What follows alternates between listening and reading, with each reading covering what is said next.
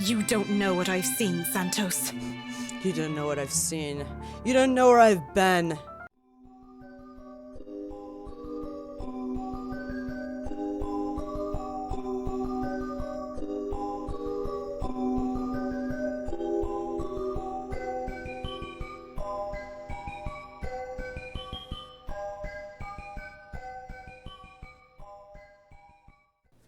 Hey guys, it's Katie and welcome back to The Letter. In the last episode, we continue with Luke in the gardens. Suddenly, someone starts talking to him, and it is the servant woman. The servant woman that has been killing people is showing herself to Luke like when she was alive.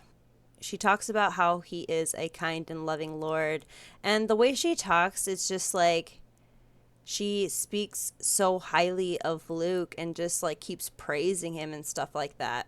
When she is complimenting Luke, Luke finds it kind of strange that she is saying like he's a kind and loving Lord and speaking of him with such high praise that he kind of doubts that she is a part of his household staff.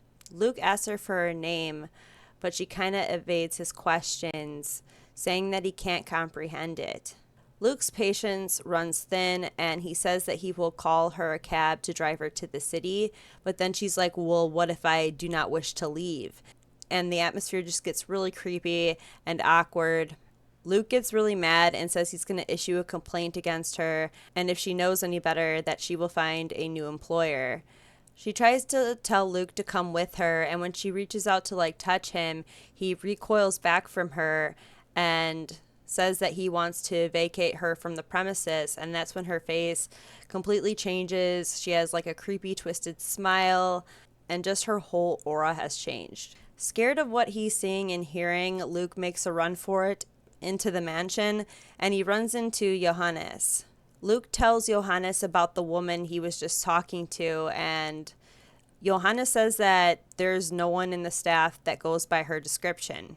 Hannah comes out, and Hannah asks Luke if he's been gardening because he has a bouquet of flowers and he kind of has dirt on him and kind of disheveled from running away from the woman. And he gives her the bouquet of flowers and says it's for her. We go to bed, and the next morning Johannes comes into the bedroom. Luke asks him if there are any updates on the woman that he had seen. And Johannes says that there are no new updates about the woman. They have been searching for her and they cannot find her. He also tells Luke that Marianne is missing. While they are talking, Kylie's voice can be heard from inside the mansion, and Luke has babysitting duty. And Johannes kind of leaves us hanging and goes and talks to Kylie and tells her, be sure to play a lot for your, uncle and stuff like that. Luke gets ready and then he exits the bedroom and meets up with Kylie. They eat some breakfast and afterwards they go to the parlor where Kylie busts out all of her toys and she is drawing and stuff. They have some dessert, they talk for a bit, and then Kylie's dad picks her up. So Luke goes back to the parlor to clean up all of Kylie's drawings when he comes across a drawing of him, Kylie, and the woman named Takako, which looks like the ghost woman. All of a sudden, Luke hears laughter coming from the ballroom. Luke gets mad because he thinks his staff is like slacking off, and he marches over to the ballroom, but there's nobody in there. And all of a sudden, Luke starts getting a vision of the past of a bunch of people gathered in the ballroom and Edward and Lady Charlotte dancing, and the servant girl is standing there watching them. And he's like, it's in my head, like they're my memories, but it's not. So when he turns around, he sees the ghost woman standing there. He runs away from her and he bumps into Johannes again, saying that he's seen the woman again. He tells us to take refuge in the master bedroom, but when we get there, Hannah is not there. So Luke starts freaking out, saying that he needs to go find Hannah, and Johannes says, let me take care of it. I will find her. Luke lets Johannes take care of it, and he decides to take a nap. Now, when he wakes up, there is thunder, and it's raining, and the power is out in the mansion. He tries to call out to his security guards outside of his bedroom, but no one responds. So when he goes out there, like everyone is like gone. Luke goes down to the foyer, and that's when he sees Zach, Rebecca, Marianne, Ashton, and Isabella in his house. And that's when he whips out his gun at them, saying like, you guys are trespassing in my house. What are you doing here? And him and Ashton have a standoff. Ashton ends up putting his gun down and tries to talk to Luke, saying, there's something going on here. You need to get out. And that's when Hannah's voice rings out in the foyer. She is being held captive by the servant woman. We then get a choice to either stay silent or, demand for her release. And of course, I'm going to demand for her release. I love Hannah. She's a really cool character. I really like her. So by a sheer chance of luck, she lets Hannah go. And it shows all of us together, like standing against the servant woman. Then we start to hear the voices of the victims that the woman has killed. And one of the voices was Johannes. It was him. Even Luke said, like, I think Johannes has been killed by her. I found that just kind of fucked up that Ashton, like, handcuffed him to the bed, defenseless against the ghost woman, like, not being able to run away from her or anything like that. Then black tendrils, I guess, grab them and lead them into a different room, and they're in the mansion's study. Luke begins to blame, Isabella and her friends for the letter, and kind of blaming Hannah for buying the mansion, thinking that she bought it to, like, try to kill him. So Hannah gets mad and she punches Luke in the face. That's where we ended, so let's continue where we left off. She appears to know more than she lets on, and how she makes herself appear smaller after dropping that bomb on us doesn't sit quite well with me. And patience is something I don't have the luxury of having right now, and bestowing upon other people. What else does this girl know? What else is she not telling us? Because from the looks of this, even her friends has no idea what she's talking about. Unwilling to wait, I grab her arm before she retreats without explanation, waving the letter still in my hand in front of her. Ow! Sir, you're hurting me! Hey, hands off her, right? Fuck off, Feathers. I have questions for your friend, and she better have the answers. Damn, Luke. Luke, will you stop taking it out on every single person? Rebecca, that's what you were doing to Isabella earlier, though. Your friend is hiding something, Daisy. She struggles for a moment, but my hold eventually forces her to look up at me. Fear and uncertainty spreads across her features, especially when her eyes land on the damned paper. As much as I want to be considerate right now, I want answers. What do you mean, Lily? I'm not sure about it. Don't give me that, you know something! Ow! Please, sir. I know the paper's useless, okay? Is it? At the mention of the letter, all of a sudden, Mint stands. I've almost forgotten she's here, her ramblings having faded away in the shouting. Without warning, she snatches the paper out of my hand. It's a miracle it didn't rip right then and there, but the way she glares at it, I think she may want to do exactly that. We should have gotten rid of this thing! We should have burned it at the first opportunity we got! No, even if we rip it to shreds, it won't do anything. I think... You don't know what I've seen, Santos. You don't know what I've seen. You don't know where I've been. There were children! Victims! All because they had no idea what this thing will do to them! Oh God, those poor souls! They were screaming and begging before she... Then what about those people they mentioned in the news lately? All those who died? My coworkers? The open house clients? None of them had seen it. Even Rose. Yeah, that's true. And yet they're all dead. Maybe just going into the mansion is like putting a curse upon yourself. I should know. That letter has been with me since I picked it up. And I swear I didn't make copies of this thing. Like, almost like an attachment. Like, going into a place and there's something, like, oppressive or evil or malicious there, and it, like, attaches itself to you. That's how I kind of interpret it as the ghost woman in this mansion. Even if I wanted to save myself, I wouldn't do that to my friends. Or anyone. Is that what the trip to BRC was for?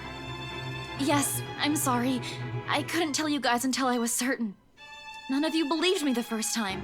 I had to find proof. And yet we're all here! Are you taking me for a fool, Lily? I have to go with whiskey on this. Who knows how many has already seen this before you found it? This cursed thing has to go! We would have ended up here either way. Maybe? I really don't know. Sir, please. All I know is that paper isn't the reason why all of this is happening. There's something else that... This place. Steele has been quiet this entire time, but the sound of him talking, however whispered it is, still manages to catch us all off guard. We all pause, turning to him with, likely, the same questions in our eyes. What? I just remembered something, a friend told me. You know, stuff about ghosts, or curses. You probably don't want to hear it. No, it might be something. What about this place, Zach? There's still a moment where he hesitates, but Lily's urging eventually spurs him into speaking. Remember what I told you the last time you and Ash visited? A few days ago? You mean what Andrew told you? Those were just stories, Zach. It might not even help. A sacrifice, right? Regardless, Steele pauses while he allows Lily to remember. Soon enough, whatever it is dawns on her, and her face lights up with something like hope.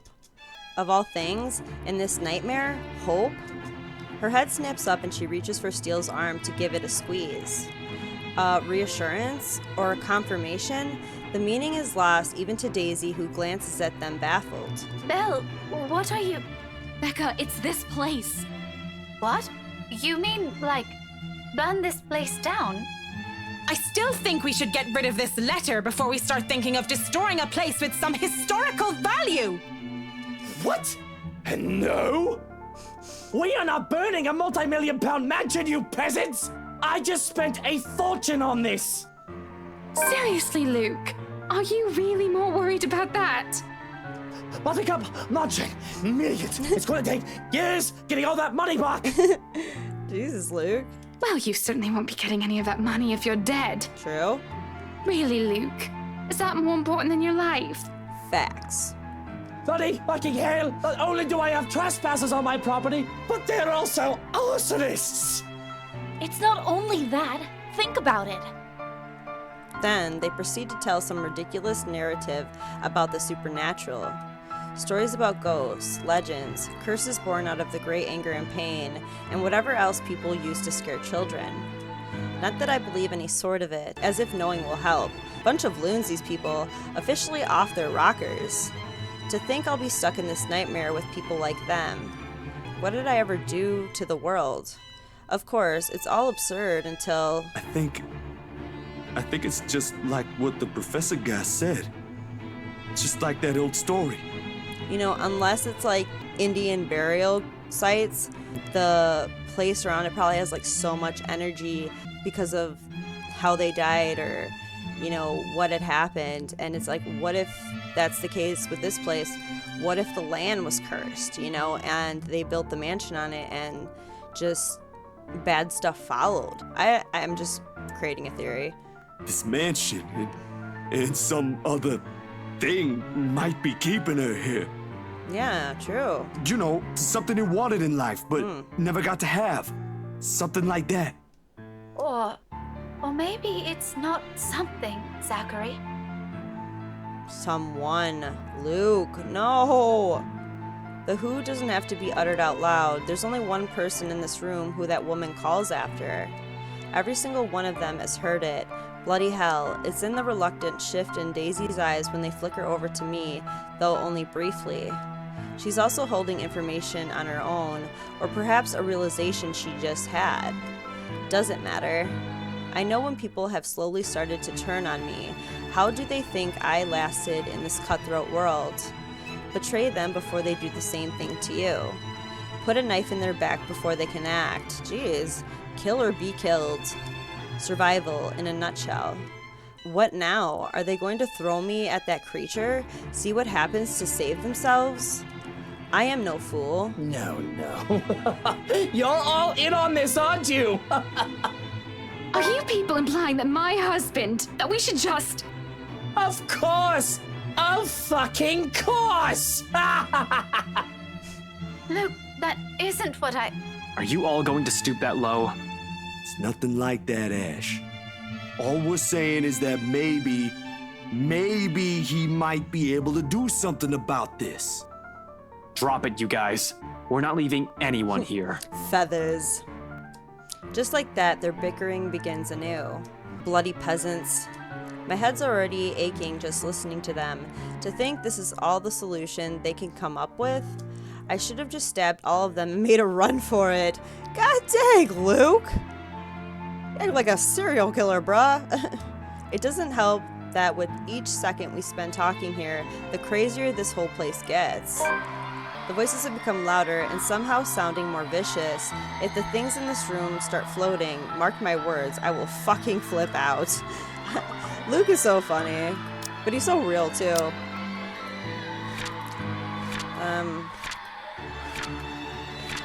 Where is it? Furious, paranoid, and trapped in the mansion with people he barely knew, Luke Wright threatened to take them down with him. Luckily, before the hysterical man could harm anyone. And they may not be thinking of it right now, but eventually, they'll turn on me. Such is the nature of humans. Better find a way out of this place as soon as possible if I want to stay alive. Fuck, I still have so much to do. None of our choices seem sound, but who knows? We don't understand a shite about this place. Might as well try everything, yeah? Whatever works. If I also have to be the one to make that bloody decision, so be it. Less room for errors, with the only sane one doing the thinking. On the off chance I'm wrong, well, they suggested it. I decide to... Oh my god! Well, the game is called The Letter, so let's just burn the letter and then I'll go back and pick the mansion. And it's an easy decision to make, especially with these cries growing louder. I'm getting tired of it, really. I simply have to act fast, think fast, and what else is the root cause of our problems but that letter? No need to make things more complicated. It started from there. Why won't it end there? If what Mint has said is true, then there's all the more reason to destroy it. Put an end to this madness before anyone can think of passing it on to someone else. Before the situation can stretch on far too long for my taste, I snatch the blasted paper away. Give me that. For a second, she appears offended until I take out Mom's lighter. The sight of it shuts them all up. But I have no need for their opinion. In the next moment, I'm already setting the letter on fire. Ooh, and it doesn't take too long for the thing to catch fire. It's old, for heaven's sake. Though I make sure none of the ashes end up on anything flammable, it'll be an inferno inside the study with all the books and documents stored here. Not that a big flame's anything to worry about in this case. In fact, in a matter of minutes, the damn thing has turned to ashes on the floor. With nothing left to burn, though, the fire dies, fades into thin air in a whiff of smoke, leaving only the awful scent of burnt paper in the room. But as the last of the paper turns into cinders... A sharp, agonized wail echoes from somewhere in the mansion, before quickly dying out, taking with her the horrors she has brought upon the mansion. Slowly, before our eyes, the mansion changes again. Blood fading from the walls, ceilings, and the floor, returning the place to its old beauty. Gone is the darkness, quickly replaced by the artificial lights in the room. Even the smell of blood and gore has completely disappeared from the room. Perhaps the only thing undesirable left are the dumbfounded looks they're giving me. See? Wasn't that easy? Achievement unlocked. Are you shitting me? See? It's that easy, damn nitwits. For fuck's sake, you people need to get your heads checked. How did you all make it this far in life with that kind of thinking? Well, you can all thank me later for this. You may now show yourselves out of my property before I call the police on you simpletons. I walk out of the study without a single glance back at them, more than eager to finally get fresh air. They can find their way out of this place, I'm sure. I better not catch them again here, though, or I will not be happy. Outside, there's only silence.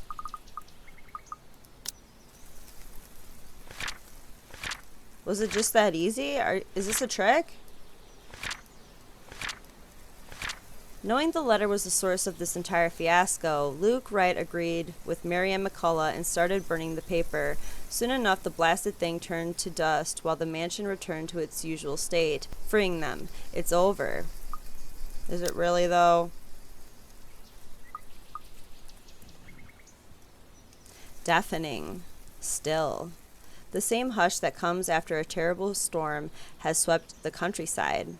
And with it, from the wide-open windows, is the sight of the sun rising above the horizon. Ever so slowly, the sky begins to lighten before my eyes.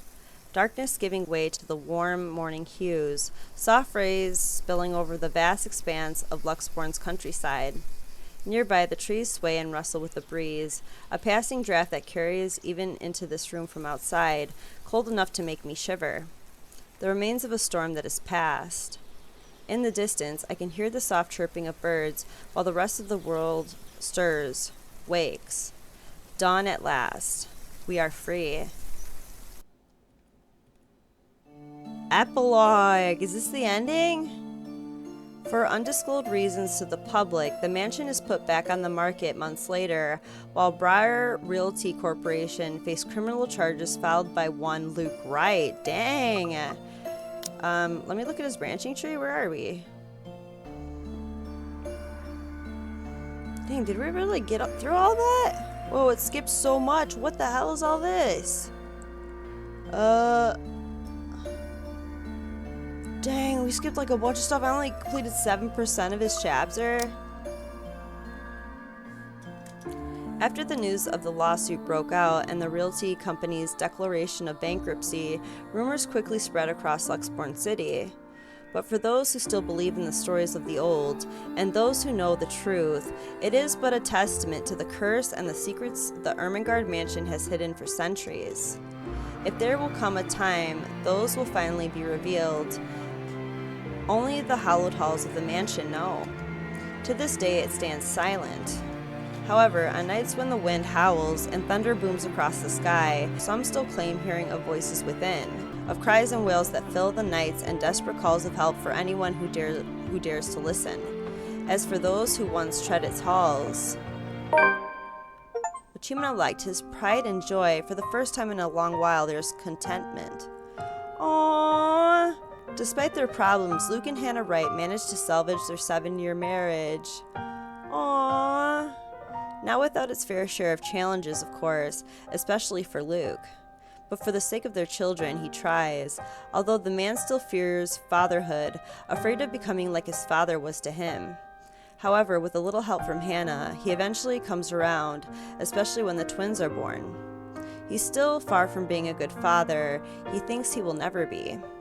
There are parts of him that will always remain unpleasant and will exasperate Hannah to no end. But even someone like him sees the joy in this, in having a family. For the first time in a long while, he admits he's content. They're happy. Months after her recovery, Marianne McCullough heads back to her homeland, ready to close a chapter of a past she has left hanging for so long. There, she visits Lorraine's grave, asking for forgiveness from the girl she once loved, something she has unintentionally avoided for years. Although the terror of what she has witnessed inside the Ermangerde Mansion still clings to her, she bravely chooses to move on from it. Turning a new leaf by focusing on a new branch of her interior design company and leaving her interior design company at Luxbourne in the hands of her secretary instead. Although she never returns to the city after, she is frequently seen visiting to check on the people she has become acquainted with in her years there. Having finally accepted herself, she won't deny she's in a happier place now. Aww. Despite making the Ireland branch of her interior design company her focus now, Marianne continues to cater to her most avid patrons in Luxbourne when requested. And after her work on the Ermangerde Mansion, the Wright couple, particularly Hannah Wright, have never trusted another to handle the design for any of the place they own. Upon moving to their new place after giving birth to hers and Luke's children, Marianne's name is the first thing she calls, while the woman is quick to fly back to the city at the socialite summons. not only helping with the decorations of their new place, but also assisting with the renovations, much to Hannah's delight. Since then, the two women has kept a close friendship. Often, they can be seen going around town together when Marianne's in town, and Hannah can be heard recommending the designer to her peers during parties. In a city often keeping an ear out for any gossip, one can't deny that both women have found a confidant in the other. Aw, look at Zach. With help from family and friends, Zachary Steele is soon able to open a photography studio of his own. Aw, that's cool. Something he has only dreamed of having as a child. Although he still hopes to get back to making indie films someday, client work and small projects has kept him mostly busy. Hectic as it may be, he can only be glad for the amount of work pouring in. It has made moving on from the incident in the Ermangerde Mansion easier, if not faster. But while there are still nightmares, with support from his family, his doctor, and his own drive, the dark images have finally turned into pleasant dreams. He's aware he won't ever truly forget, but he's no longer running away. At times, when he's not busy or after a hard day's work, he thinks there's another story for the big screen to be told in that. An idea he may soon turn into reality once his time affords it. In the months that follow, Rebecca Gales becomes a prominent researcher with Luxborn's major academic circles, especially after writing what she has discovered about Ansem Village and the Ermangerde Mansion. With help from Professor Andrew Clark, she is soon able to secure funding to continue her research, presenting her findings yearly at local and international symposiums. Now at the tail end of her current study, she hopes to publish her first book, correcting all inaccuracies in the city's current history, a move supported by both colleagues, students, and friends alike. Though she knows she still has a long way to go before she can begin to change people's minds about it, Professor Clark has warned her as much. She perseveres, doing it not for herself, but for the sake of a history the future generation must never forget. Aww. No matter how disturbing her experience with the curse may have been, she remains the worrywart she has always been. Even after what she has seen, she continues to fret over people she cares about, sometimes much to their frustration or embarrassment. But if there's one thing that has shifted, it's her relationship with the people in their little group, particularly with Zachary Steele. Oh! In fact, on numerous occasions, she has been spotted dropping by his new studio, bringing the man food on days when he's swamped with work. Oh, that's nice. They also seem to have grown more comfortable around each other than before. Maybe it's born out of their shared experience. Or maybe the way they see each other has simply changed naturally due to the years they've known each other. Regardless of the whys, it's a change the man welcomes and appreciates. In turn, he strives to return her kind gestures whenever he can. For all the horrors they've seen, who would have thought something good will come out of it? Things have inevitably become strained between Ashton Frey and Rebecca Gales in the months following her confession. And with their lives getting busier, the two have eventually drifted apart. Aw, well, I didn't want them to drift apart, yeah, although neither talks about it and the teacher still strives to forget an old love, it's clear in Rebecca that there are still feelings left she couldn't let go of. If anything, however, this has only made it obvious how much has changed between them, and how much she has clung to the idea of Ashton from their younger days, the one that may not have been there in the first place. Merely an idea for a starry-eyed young girl. But if there will be a time and she will be able to accept this, to move on from the hurt and repair an old friendship that has fallen to ruin, only she knows. Oh, amidst her struggles, Rebecca finds an unlikely companion in Luke Wright. While being a father has kept him busy nowadays, he still manages to make time for his goddaughter Kylie Suarez, though the man still won't admit it when asked. Rebecca still regards the man as insufferable. She doubts it'll ever change. But after all she has seen, much as she denies it, she now considers his presence the closest thing she has to comfort. A similar sentiment the businessman seems to hold, even confiding in the woman of his own problems and fears, things he couldn't voice out to his wife. Their friendship may be awkward at best, but with the grim reality of death having once shadowed over the two of them, it's something they eventually grow fond of in time. With her newfound courage, Isabella Santos finally chooses to pursue what she really wants for herself. Good for her, man. Having made enough to keep her family afloat for a few years, and with their blessing, she quits her job at Briar Realty Corporation and takes the scholarship offer from the local university. Though remarkably out of practice and unsure if she'll be able to keep up by the time she returns to university, she finds her feet soon enough with help from people close to her. And with her confidence and her skills growing, so did the number of people recognizing her and her work. It doesn't take long for several award-giving bodies to take notice of her. For all of her accomplishments, however, she has never truly forgotten what happened at the Ermangerde Mansion.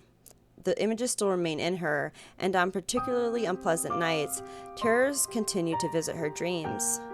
She knows those won't ever disappear from her life. It has become a part of her in the same way death has permanently taken from her. However, she's no longer afraid.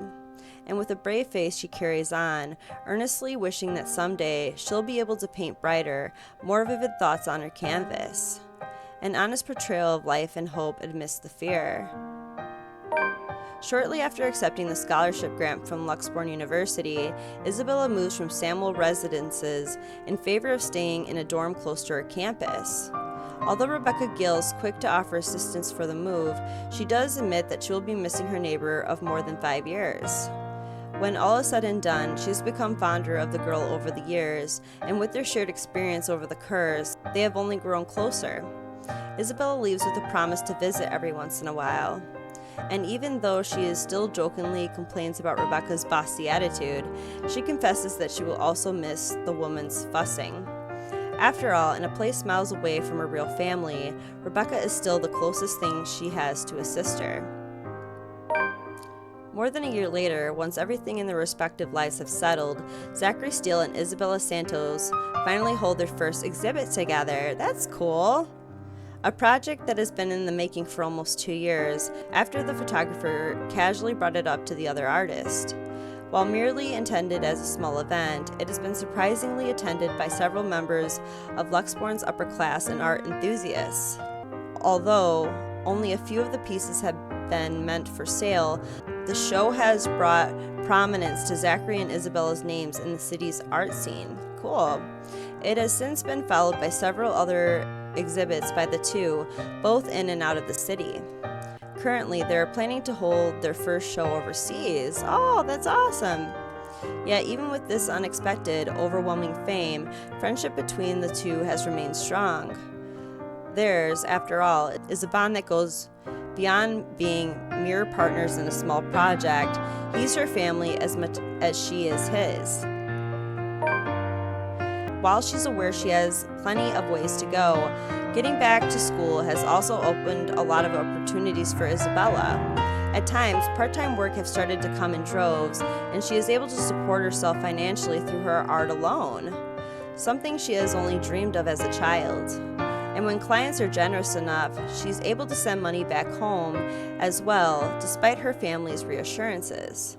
One such client is Marianne McCullough's interior design company, who frequently commissions her for murals after the woman has learned of her skill. Though at times she finds it difficult to keep up with the interior designer's standard for quality, it's a job and a challenge she is only too happy to accept if it means doing what she loves. Following his success in bringing several major cases to a close, Ashton Frey receives a recommendation for transfer to Luxbourne's lead agency against organized crimes. Wow.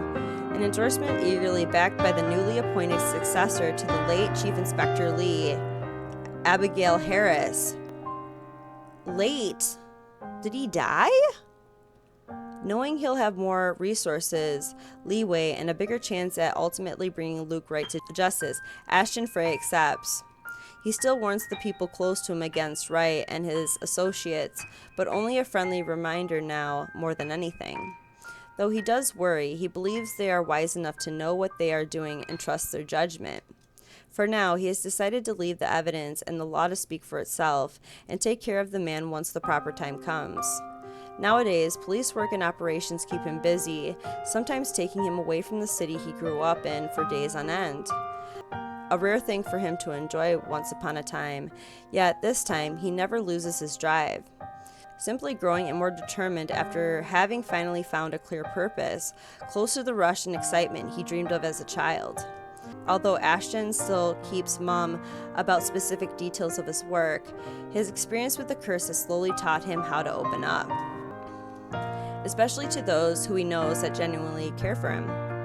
He still has a long way to go, he knows that, but for the sake of the people who are still with him, those who have chosen to stay, he hopes that there will come a day when he no longer has to hide behind his own lies, a day when he is no longer afraid of facing the truth in his own words. On his days off, Ashton is usually seen loitering around Zachary Steele's studio, either to help him out on one of his pet projects or exasperating the other man on purpose. Either or, it's mostly the latter. At certain times, he'll volunteer to model for one of Zach's projects, in spite of the photographer's reassurances that it's not needed. Regardless, Ashton insists, before complaining how meticulous the whole process is hours later, to Zach's utter amusement. Though sometimes they may get into small trivial arguments, things have stayed cordial between the two. If anything, the ordeal they've both gone through has merely strengthened a friendship the detective didn't expect to find in anyone. Aww, achievement unlocked, heartstrong. There isn't a story that soars, but one sung in hushed whispers. After a bit of fumbling, of a few missteps here and there, and moments of briefly allowing their uncertainties to hang over them, Ashton Frey and Isabella Santos finally finds a rhythm. Theirs isn't a soaring love story by any means, nor is it a happily ever after, often told in the picture books the girl has only ever dreamed of having in childhood. Far from it, in fact. Despite what people glimpse their eyes or glean in their gestures, they both know better than to cling to ideals. A stranger will say they're in love, hopelessly, genuinely, and there is certainly truth in it. One only has to look. However, what they never see is this. Beyond the soft smiles, fleeting glances, and gentle touches only meant for the other is a grief, a terror that never seems to lift, constantly filling the nights with echoes of an unforgiving wail and unwelcome dreams that stirs either awake in darkest hours of dawn. It has never truly left them and never will be, in the same way the light scar on Ashton's hand will never fully heal, or the horrid images in Isabella's mind will never fade. But they cope. In hushed whispers and tender reassurances, with light kisses and long embraces. When that no longer suffices, when the horrors become too much for them to bear, they have each other, a warmth to hold onto in the coldest of nights. And for them, it's more than enough. Oh, that's the end! Very nice, very nice. But I still gotta do the other paths and find out more of the story. I feel like we were only given a little sliver of what was actually going on. Like the story with the Lady Charlotte, Edward, and the servant. Like, what is their story? Like, how did, shit go down to where the servant girl is killing people now? So, okay. Achievement unlocked, the real letter. There's another one? Okay, dear you, if you're reading this, that means you finished playing the game in one way or another, and we thank you for the time you spent in playing the letter. This game is our passion project more than anything, and we sincerely hope we delivered in bringing you a one-of-a-kind visual novel experience. Definitely! It was so awesome. The letter is the first of many visual novels coming from us. Ooh, if you like what we did with this game and would like to support us, please take some time to click on the button below to find out how. Thank you so much for everything. Let's talk soon. Love, YYM team. Main menu. Alright, let's start on the paths. Okay, so how do I want to do this? Do I have to push new game for it to... New game? What the heck? Prologue. Again. Let's see what happens. Here we go again. How I want to do this, I've been thinking about this a lot since I've been playing it, and I know, like, I've been getting close to the end. I'm going to do a path where my relationships are still all positive. The only difference I'm going to make is I'm going to have Rebecca and Ashton get together. I want to see how the story is different. So let's do that. Lord, please help me. We're going to be brave and look up And this time I'm gonna let the ghost woman kill me. I want to see what happens. Let's see. What happens if I don't tap Z? Ugh. Her fucking mouth is so big. It's gone. Where is it? Ah! No! Oh my god, that scared the shit out of me. Oh! Faster, faster! Okay, who should I meet? We're gonna meet with the priest this time. I'll think about it. But maybe we could go with Zach's idea? Plus with Zachary. I'm not so sure about that. Well, it wouldn't hurt to try, right? If it doesn't work, it doesn't work. At least we did something than just stand around. I'll let you know when he's available, Bella. Thanks, Zach. I knew I could count on you. October 22, Saturday. Okay, so I want to look at the branching tree. So we unlock this, game over, but okay, rebrave and look up. So I still got to do the other option. Close eyes and pray, right? We'll check with our supervisors. All right, so yeah. All right. The abrupt break in silence nearly makes me jump out of my skin. Blindly, I fish out my phone from under the mess of papers and cushions, where I've carelessly thrown it before taking a shower hours ago. Zach's name flashes brightly on the screen. Is he calling because of this afternoon? Frankly, it's the last I want to discuss, but I did leave the two of them there without saying anything. Knowing Zach, I bet he's worried. Hey, Zach. Oh, good. I thought for sure you're not gonna pick up. Sorry, it took me a while to find my phone. No worries. You game tomorrow? I pause. I don't recall making plans with Zach for the weekend. Did I forget something? Remember that guy I told you about? Back in the movies? The, priest? For the blessing? Does it ring a bell? Oh, right. I did say that, but I didn't think he'd actually go through the trouble, especially after what happened with this film. Sometimes I forget how kind Zach can be. Yeah, I remember. Is he fine with it? My friend doesn't mind. We're lucky he's not busy. So, tomorrow, he'll meet us at the mansion. Okay. Okay. Sorry for the trouble, Zach. Hey, no problem. I'm the one who suggested it to begin with. And, well, this afternoon you did surprise us. Never seen you scream like that. You scared the hell out of Rebecca. I guess I owe you a lot for this, huh? Nah, we're cool. You had us worried. But I know you'll tell us about it eventually. I just want to make sure you're doing well. You left all of a sudden and you're not answering any of our calls.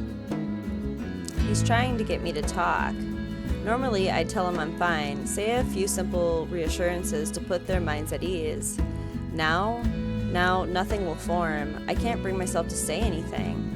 He seems to have sensed my hesitation because he immediately changes the subject. Yeah, anyway, I gotta go. I left something on the stove before making this call. Just soup. But it'd be embarrassing if I burnt soup. I doubt it. Ashton, on the other hand. Well, remind me to tell you about what he did with the pressure cooker next time. Yeah, he made the news, right? Oh, damn, it overflowed! Oh. Really need to get going. Bye, Bella. He hangs up before I can thank him. The busy tone, though muffled, echoes through the receiver. No one is saying this will work. Even I am doubtful it will. But right now, I'll take anything. Anything to get out of this nightmare. Sleep comes easier tonight. This one's probably different. Okay, Zachary still reminded Isabella Santos of the Ermangerde Mansion's blessing tomorrow. They will be accompanied by Father Norman, a well-known priest in the Anglican and Christian communities. He is described to be a warm and approachable person, especially by the youths. Cool. And for the first time in a long time, I dream. Of clear skies, of unrestrained laughter from children playing in the streets, and of small, cramped dwellings. To an outsider, the sight does not paint a pretty picture. However, this is home to me. October 23rd, Sunday. Morning dawns bright and clear the following day. Although the air still feels muggy and I miss the chilly autumn weather, it's one of those rare weekends when I'm up even before my alarm rings. If it wasn't for Zach's call last night, I'd probably sleep in. When 9 a.m. rolls around, I'm already on my way to the Ermangerde Mansion. To think that I'd have to go back again, I'd be lying if I say I'm excited. I don't have to anymore. Rose happily gave me paperwork duty when I volunteered. We're on the last phase of the sale too. Well, almost. Papers to sign, documents to finalize, various other legalities to settle with the current owner, and all that still. Never mind that its new owners want everything done within the week, when the process typically takes more than that. They want it done, we'll get it done. I really don't understand rich people. But money can do wonders. I won't be surprised if they'll be able to push the process just a little more, like what they did to secure the house. The point is, I'm under no obligation to return to the house anymore. Running is an option, of course. I can now move on to another property and forget everything. However, at the end of the day, it's always my conscience that wins. What if something happens to those who have seen the letter? Ash, Zach, Becca, Miss McCullough, the Wrights. The guilt will follow me to my grave. The mansion looms as we approach. Whispers welcome me back, shadows calling. I hope this is the last time. They are engaged in quiet conversation when I find them in the mansion's front gardens. But even with the familiar company, it's impossible to feel at ease here. No matter who I'm with, the feeling of being watched is there, like the very place itself is aware of its trespassers. Zach, on the other hand, doesn't seem to notice. Or he simply doesn't care, or he's already used to it. I can never tell with him. Sometimes he's almost as hard to read as Ash. Almost. At least Zach doesn't ask for as much patience as dealing with Ash does, and that says plenty about him. Miracle of miracles how the two have ended up the best of friends. He waves at me as I approach. True to his promise, Zach has also brought his friend with him, Father Norman. Somehow, I expected him to look older. Oh, don't be surprised. They say people who have found their calling are getting younger these days. Sorry, Father. I didn't mean to say that out loud. No offense taken. Though I admit I'm a bit surprised. I didn't think someone would ask this house to be blessed after all these years. You've heard of it, Father? In passing. The occasional rumors and talk by the locals, nothing new. You don't spend years serving the church here without hearing a random hearsay here and there. You never mentioned what you thought of those, Father. Ah, but he who goes down to the grave does not come up. He shall never return to his house, nor shall his place know him any more. But what I saw... May not be what you think. It depends entirely on what you mean by it. If you're talking about spirit beings, angels, demons, then yes. Are we talking about the spirits of people who have departed? The word makes it clear that once the deceased has left us, they are gone. But of course, I didn't come here to bore you with a lecture. No, it was enlightening, Father. Thank you. Just remember that a God who loves his children would never let them linger once the time comes. That's what my papa often tells me. Your father must be a good man. He raised you well, no doubt. Well then, shall we? Regardless of what it is, I'm sure the mansion's new owners would appreciate such sincere intentions. From a stranger, no less. He lets Zach and I walk ahead. A relief. This way he won't see how tightly I'm clutching the straps of my bag. Father Norman's probably trying to put me at ease. But the worry, the cold, restless, foreboding feeling has firmly lodged itself in my stomach, making its presence known with every step we take towards the house. Hey, you okay? Zach lightly nudges my side, careful, mindful of his emotions, to avoid startling me, no doubt. This place gives me the creeps. It's hard to lie when Zach gives you that look. It's just there. The kind that implores, a silent appeal. I'm not sure if he's doing it consciously. Another breeze blows and I try not to shiver, try not to listen to the voices that may or may not be there. Ugh, this place really gives me the creeps.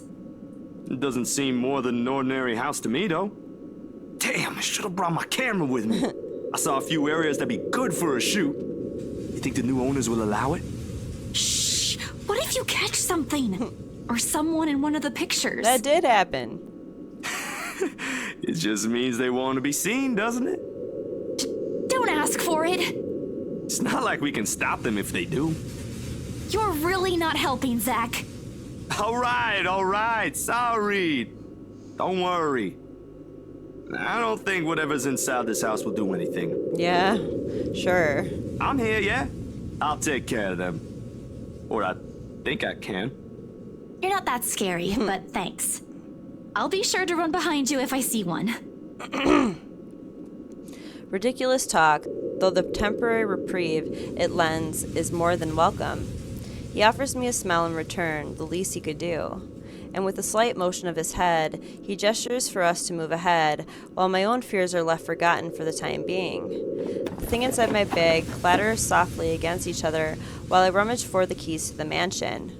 Oh, and the other path for burning the mansion, I will do that once I go through, because I'm going to just go through the game again, just doing the other paths and stuff, and I'm going to choose that option next. So just to let you guys know, I didn't forget about it. I should have heard the telltale jiggle by now, but didn't I put it in my bag last night? Seconds later, I'm sitting on my heels, and one after another, I'm taking out everything from every pocket, every slip. It'll be a pain to put everything back later, but I'm sure it's just under these... nothing. Oh man, of all the times to forget. Is something the matter? No, I'm sorry, Father. I think I left the key. No use coming up with excuses, and right after they both taken the time to go this far away from the city. With a heavy sigh, I grabbed the door handle to pull myself up, a string of apologies ready at the tip of my tongue. Careful, Bella! We've spoken with the current owners. Well, technically, you're not yet the owners, but... There's a brief moment of confusion, and then I'm falling. The momentum of the door swinging open pulls me back first into the mansion's foyer before I can make sense of what's happening. Ow, ow, ow, my back. What the? Isabella?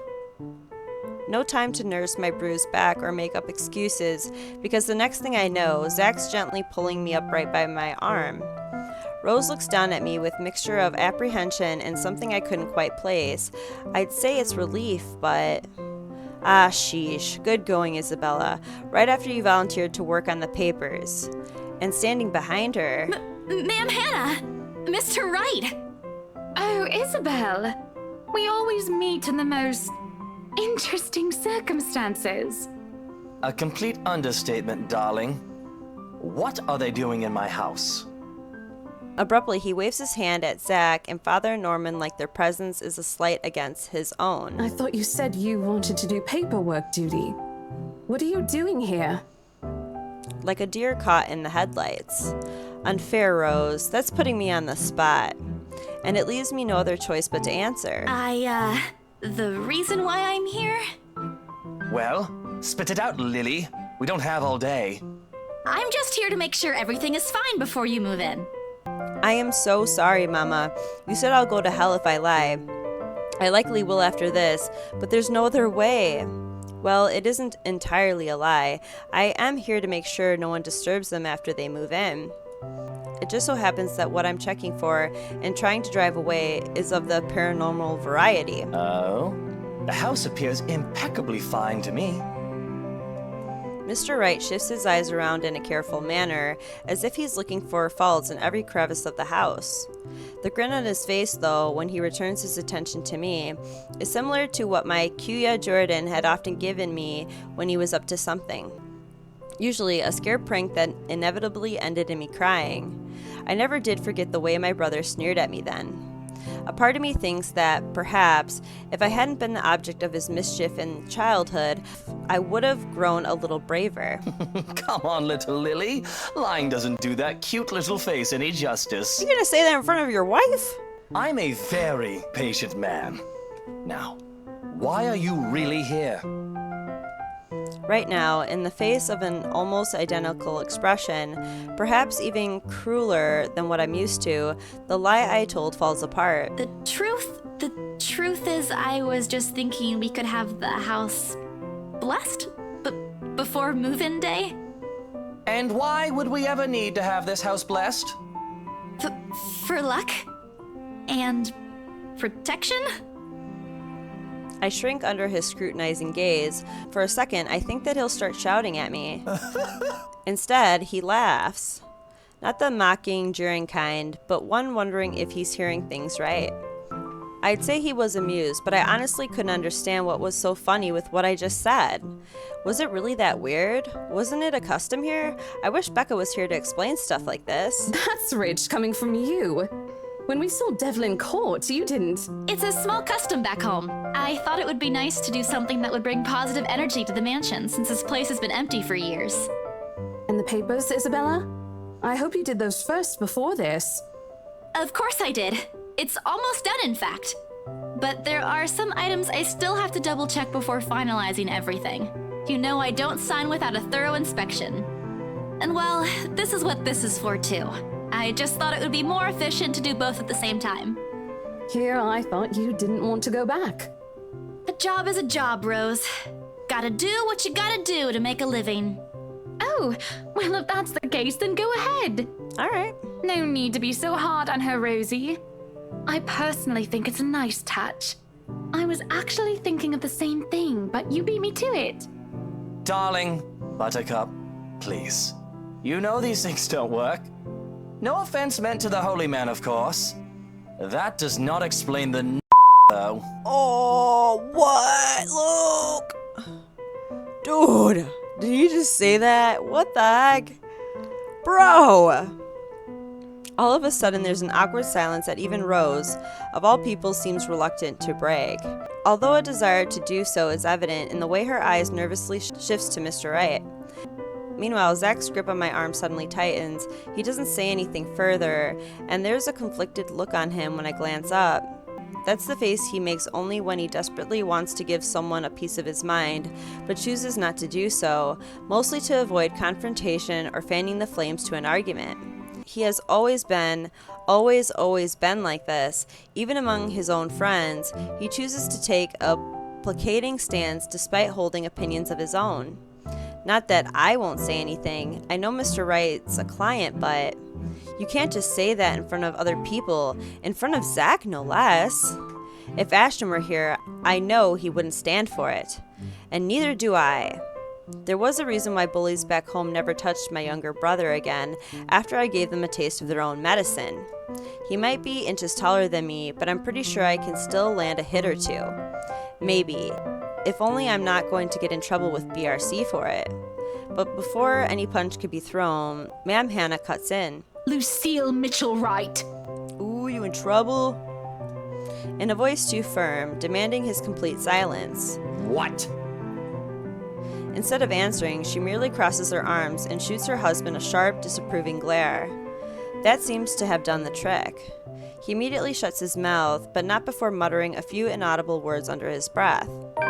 At this, Ma'am Hannah could only sigh and roll her eyes, more than happy to get back to the topic at hand. I'm sure she knows what she's doing, love. She got us the house, remember? Who knows what a little positive vibe can do? It could even give us what we've been eagerly waiting for all these years. Oh, because she's pregnant, you know? What have we been waiting for? I don't think I was ever informed of. Nothing you should worry about right now. Anyway, we've still got a few things we need to discuss with Rosie here. Over lunch? I hope you don't mind, Isabel. We'd love to take you with us, but... Oh, no. Go ahead, ma'am. This'll take time. That's why there's two of us working on this. Rose looks like she's about to murder someone, probably me. At least she won't have to stay in a haunted property. She's getting the better end of this deal, if anyone's gonna ask me. Oh, wonderful. I hope the next time the three of us meet, it'll be over a closed deal, Of course, ma'am. Please look forward to it. Rose hurriedly hands me the keys to the house before leaving, mouthing reminders to secure the place and harmless threats for throwing her under the bus. I return it with a reassuring smile of my own, even if she's the one who often forgets. Sheesh! And just like that, Gone just as quickly as they appeared, fleeting from one scene to the next and leaving me wondering if this is simply what's typical for the rich and famous. If so, I'd rather stay with my rundown apartment or do little shack back home. There's still joy in the smallest things after all. Achievement unlocked. May this house be blessed. Bless the Ermangerde Mansion. With a house this big, it's not surprising when the ceremony takes few hours to finish. The sun's already high by the time we've gone through the last room. I can never say I'm a devout follower of my own faith, even with Mama and Papa's teachings. But hearing every word Father Norman uttered as we went around the house has put me at ease. All of a sudden, the mansion doesn't seem so scary anymore. Maybe there is an end to this? Or perhaps this is the end. Father Norman bids us goodbye upon exiting the mansion grounds. He has business in the village nearby, he says, a minute gesture to reach out to the members of their parish every once in a while. It reminds me of a distant memory, of helping hands and a few kind smiles that helped my family pull through when times were tough. But before he leaves... Isabella, a word before I go? Zachary hasn't been really forthcoming with your situation, and it is something I understand it wasn't his to share. But whatever burdens you, know that it's not a permanent fixture in your life. Besides, you have people to bear it with. I bite back the harsh retorts before they come out, masking it with a smile as we wave the good priest off. His words, though meant to comfort, has only left a bitter taste in my mouth. And if they don't believe you, what am I to do?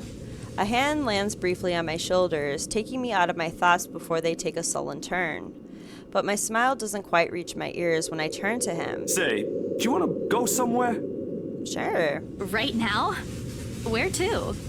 Anywhere in the city. I'll leave it up to you. Should I take his offer? Sure, let's hang out, It Zach. wouldn't hurt.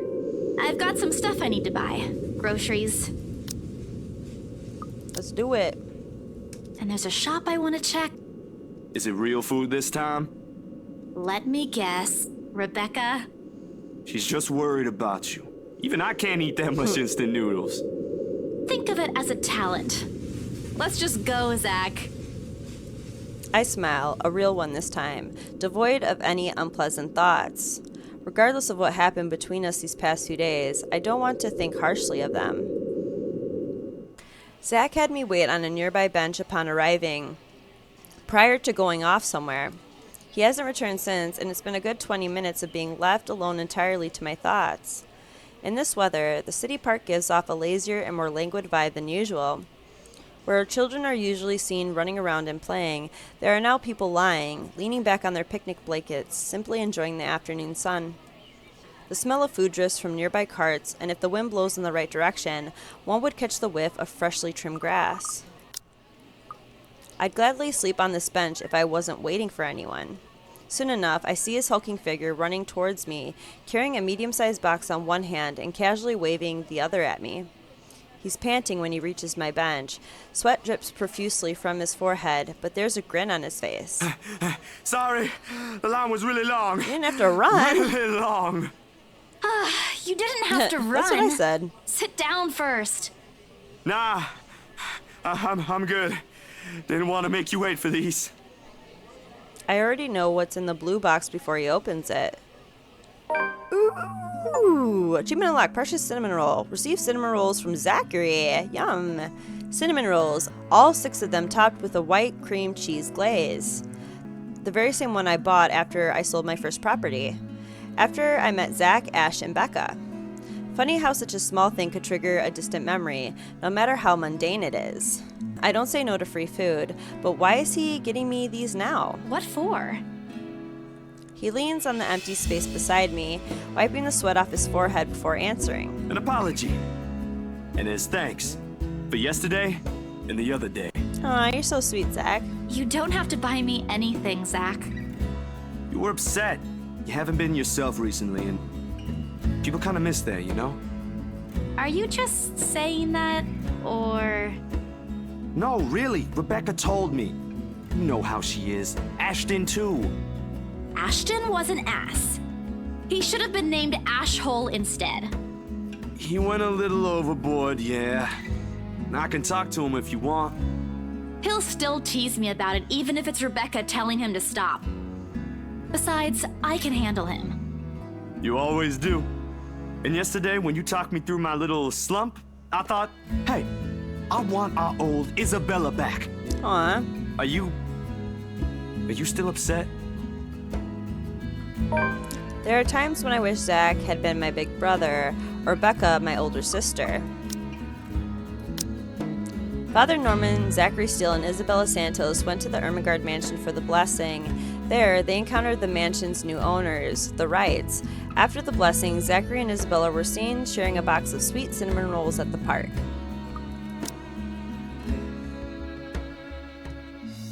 Maybe life would have been a little easier then. Maybe Papa wouldn't be as sick as he is. Maybe I wouldn't be alone here. But then again, if he is, if they are what I wish them to be, I wouldn't be here. I wouldn't have met Ash too. Life back home is tough, but for all that, I wouldn't change it for one selfish wish. In the city of 68,000 people, I had people I could depend on, 3 of them in fact. When you think about it, when you compare the numbers to the odds of finding someone like them, amidst the sea of nameless people, I'm lucky. Thanks a lot for today, Zach. You didn't have to, but you did. I can always count on you. Just me? No Ashton or Rebecca? Oh boy, they won't be happy to hear that. I don't mind being the favorite, though. Nope, no favorites. But you cook better than both of them, so that's a plus. It's always been food with you, ain't it? Don't put it like that! You're making me sound like a glutton. I'm not saying you are, but it does feel good to know there's someone I can invite for food to be able to eat all of it. Only that? I thought we were also art buddies. Oh, that too. But the food thing really stands out when you think about it. You do eat a lot for someone your, size. Thanks a lot, Zach. Low blow. I take pride in my height. So, is it okay now? Do you feel better? Does it still scare you? A little. I'll be okay. I'll figure it out somehow. It's not as bad as the other day, and Father Norman helped too. I should have brought something to thank him. Oh, we could visit him anytime. He loves hearing from the young ones. He isn't that old, is he? Don't know. He doesn't tell. I think I might have seen his face somewhere before. I just couldn't recall when or where. Ash says he looks like his boss, so the bartender at the local pub if he squints. Yeah, he kind of does, doesn't he? Don't take his word for it, of course. He might have accidentally inhaled something from the forensic lab again when he said that. This time, the laughter that comes from both of us is genuine. Back to the usual. Things may have not been the easiest lately, but it certainly isn't the worst that has happened. We do end up sharing the cinnamon buns between us, despite Zach's insistence that it's only for me, but more than the food, there is relief and contentment. If you need anything, just ring, okay? Like when Ash annoys you too much. I'll help you with him, best friend or not. No way. I can take him on. Still an extra muscle wouldn't hurt, yeah? Just let me know, and I'll back you up. My sister knows this one thing to shut him up when he's being his usual self. Ask me what it is whenever you want, and I'll spill it. I don't think that's necessary, but thanks. I'll keep that in mind. He leaves me with a smile and a wave. Off to some new gig again. As for me, we still need to talk. Becca, Ash, and I put petty arguments aside like the adults we all are. This, however, is a start, no matter how small it may be. I just hope I can keep them safe. A light wind blows again, sending dried leaves swirling and the distinct smell of earth into the air. For the first time, the sunlight feels less harsh. Maybe a walk is good? I need to visit the grocery too. Come to think of it, wasn't there an art store that opened recently near the park? Hannah, October 26th, Wednesday. You look familiar. Have we met? I have a very wide social circle, so everyone looks familiar at one point or another. but one would think I'd remember someone who stands out like him. The struggle to recall must have been evident on my face as he quickly and kindly answers my question. Oh, I was with Isabella, your estate agent, when she had the house blessed. Oh, yes, that's right. Small world, isn't it? Should have known you were Miss Wright. The one and only. Welcome, welcome to Maison de Wright. Yeah, I'm just gonna keep doing the choices that I made the first time because I just want to see Rebecca with Ashton for this round and see like maybe do like minor choices that may change, you know, the dialogue, but nothing too drastic. October 28th, Friday. But I think I'm going to choose to take a break from Luke for Hannah's chapter this round to see how it changes. It starts to make me think, perhaps a break is needed. Maybe Marianne had a point. Ooh, Luke didn't like that. If I am frustrated, if I am unhappy, maybe a break is needed. Some time apart might be just what the doctor ordered. Time apart to clear our heads and to think for ourselves, or for myself to be exact. Because looking at this mess before me just brings me nothing but distress. I feel a bit nauseous actually, now that I think about it. Luke's too busy making a scene to notice, and a concerned Becky pulls me to the side. She looks as disturbed as I am by the sudden turn of events. Probably not a big fan of drama. Definitely not used to it at any rate. Not surprising, as her parents were lovely yet simple people. Hey, I figured you could use the save. You looked like you weren't doing too hot back there. Do we need to call a doctor or something? Oh no, I'll just be needing some fresh air, that's all. Some help getting out of here would be much appreciated. Sure, that won't be a problem. I wanted to get away from this drama too anyway. Hey, Zachary! Hey, Zach! At the mention of his name, I can't help but seek him out in the crowd as he makes his way over. They know each other? Becca! This is a real oh, hey, Miss Wright. If I am to assign a random number to dictate the odds of having two of my acquaintances know each other, I'll say the odds are 1 out of 1,000. And if this is any other situation, I would have been suspicious. It isn't completely impossible to have two random strangers who I've met on separate occasions to know each other in what will be complete random happenstance. It's just that it's been faked before to try and dupe me because of who I am and who I am married to. But right now, coincidence or not, I am just grateful for the help. As long as this doesn't turn out to be a kidnapping anyway. Hello, Zachary. I told you to call me Hannah. Did I not? Yeah, you did. So this is what you called me for. We gonna get Hannah out of here? I can see that they're friends. Not terribly close ones, but friends nonetheless. That'd be great. They make quick work of getting us through the crowd. The people part because of Zachary's broad build, even if they want to approach me. If that isn't enough, Becky's pointed glares keep them at bay. We even make it out of the ballroom without any untoward incident. Though, judging by the commotion in the other room, the same cannot be said about the unexpected eviction. I really do need the fresh air. I need to be away from those nosy Parkers. I need to be away from Luke. This is a good start as any. Hey, I gotta go back in there. Completely forgot my bag like an airhead, and I'll see if I can tag Ash on the way out. You'll be fine here, right, Hannah? Not to worry, dearie. I'll just be right here. Zach will be with you if you need anything. Okay. Becky balks at the idea of going back into the ballroom. Anyone who hasn't yet would have realized I am gone by now. And those busybodies will be gossiping about how I left the building with two unknowns. Along with what just transpired, stories both inaccurate and made up will spread by the night's end. It all matters very little in the grand scheme of things, of course. I won't even bother to try and quell them by returning to the fray. That leaves me with... Zachary? Yeah, you need something? I was only going to say how nice it is to see you again. Oh, okay. Hannah's so nice. I can see the tension in the line of his shoulders. Odd how awkward he is when this isn't our first meeting. We had met on professional terms, certainly, but I'd like to think I was friendly. Nonetheless, I do not push the issue about the apparent discomfort when we were left alone. Not right away, at any rate. I know my curiosity will get the better of me soon. Before I can say anything, however, he speaks up. You okay there, Hana? I mean, of course you're not okay after what happened in there.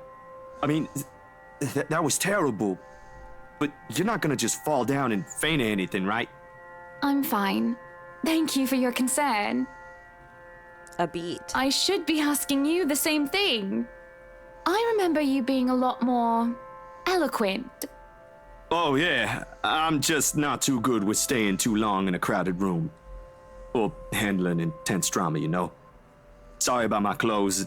Didn't think there'd be a dress code. Not that I have anything that nice to wear to a shindig like this. I dig nice, small, simple parties, so this is a real doozy for me. And do you host your own nice, small, and simple parties often? Only when there's occasion, birthdays and stuff. Those are a lot more fun for me, and I can be a lot more selective about letting only the people I'm cool with attend, right? I get to pick the food too. Of course, I make most of them myself. There's usually a dozen people or less, and all we really do is just hang out. Maybe do some grilling, karaoke, dancing, you know, the usual. That sounds nice. Yeah. You sure you're alright? You aren't exactly being eloquent yourself, as you put it. You must have something you want to get off your chest. I don't know, Zachary. What am I supposed to say? I mean, Luke did cheat on Hannah, like, I guess a bunch of times. I mean, when we were in his chapter, I mean, that's what his inner dialogue said. So, I mean, I don't know. I just feel like when you're in a relationship that long, like, it's just really hard to, you know, make decisions like that. But, like, it takes a lot of time, a lot of thinking to make that decision. So, but this time I'm choosing to take a break and see where that leads Hannah. You can scream merde if you want. I won't snitch. You want to know what I think? How I feel? I think my friend may have slept with my husband. At least, I'm pretty sure she isn't pregnant with his baby, which isn't much now, is it? My husband is a selfish, pretentious, bloody sack of shite, and you know what? I don't give a flying fuck anymore! My God! Well, that ain't good. Not giving a crap won't make the problem go away. I'm going to ask him for a break, Zachary. I'm not going to pretend that there isn't a problem, but I just need to step back. Fair enough. As long as you don't just up and disappear on him, I suppose. Yes. Now can we please stop talking about him? Tell me more about your small, simple parties. Karaoke and dancing. How does that even go together? Simple, really. We hope Ash doesn't take the mic, put on a bit of fun music, and just dance. Not that I can, but there ain't nothing complex about it. You can't be that bad. I'm pretty good with the twist. Or that's what they tell me, at least. I think they're just being nice. I'm sure it just looks awkward. How should I respond? Prove it. I've learned that men tend to exaggerate. You can't honestly be that bad, can you? Oh, he liked that. Okay. Thought maybe I'd make him uncomfortable, but... What? Do you need a demonstration? That would be preferable, yes. It's not like there's music here, Hana. Come on. I could barely dance with music, and I don't want to be dancing alone. I'll just look silly. Imagine, mon ami. You are an artiste, are you not? With your photos and films and your guitar. You must know notes to play an instrument. Find a melody and a beat. Would it be such a stretch of the imagination? And don't fret, I will gladly be your partner.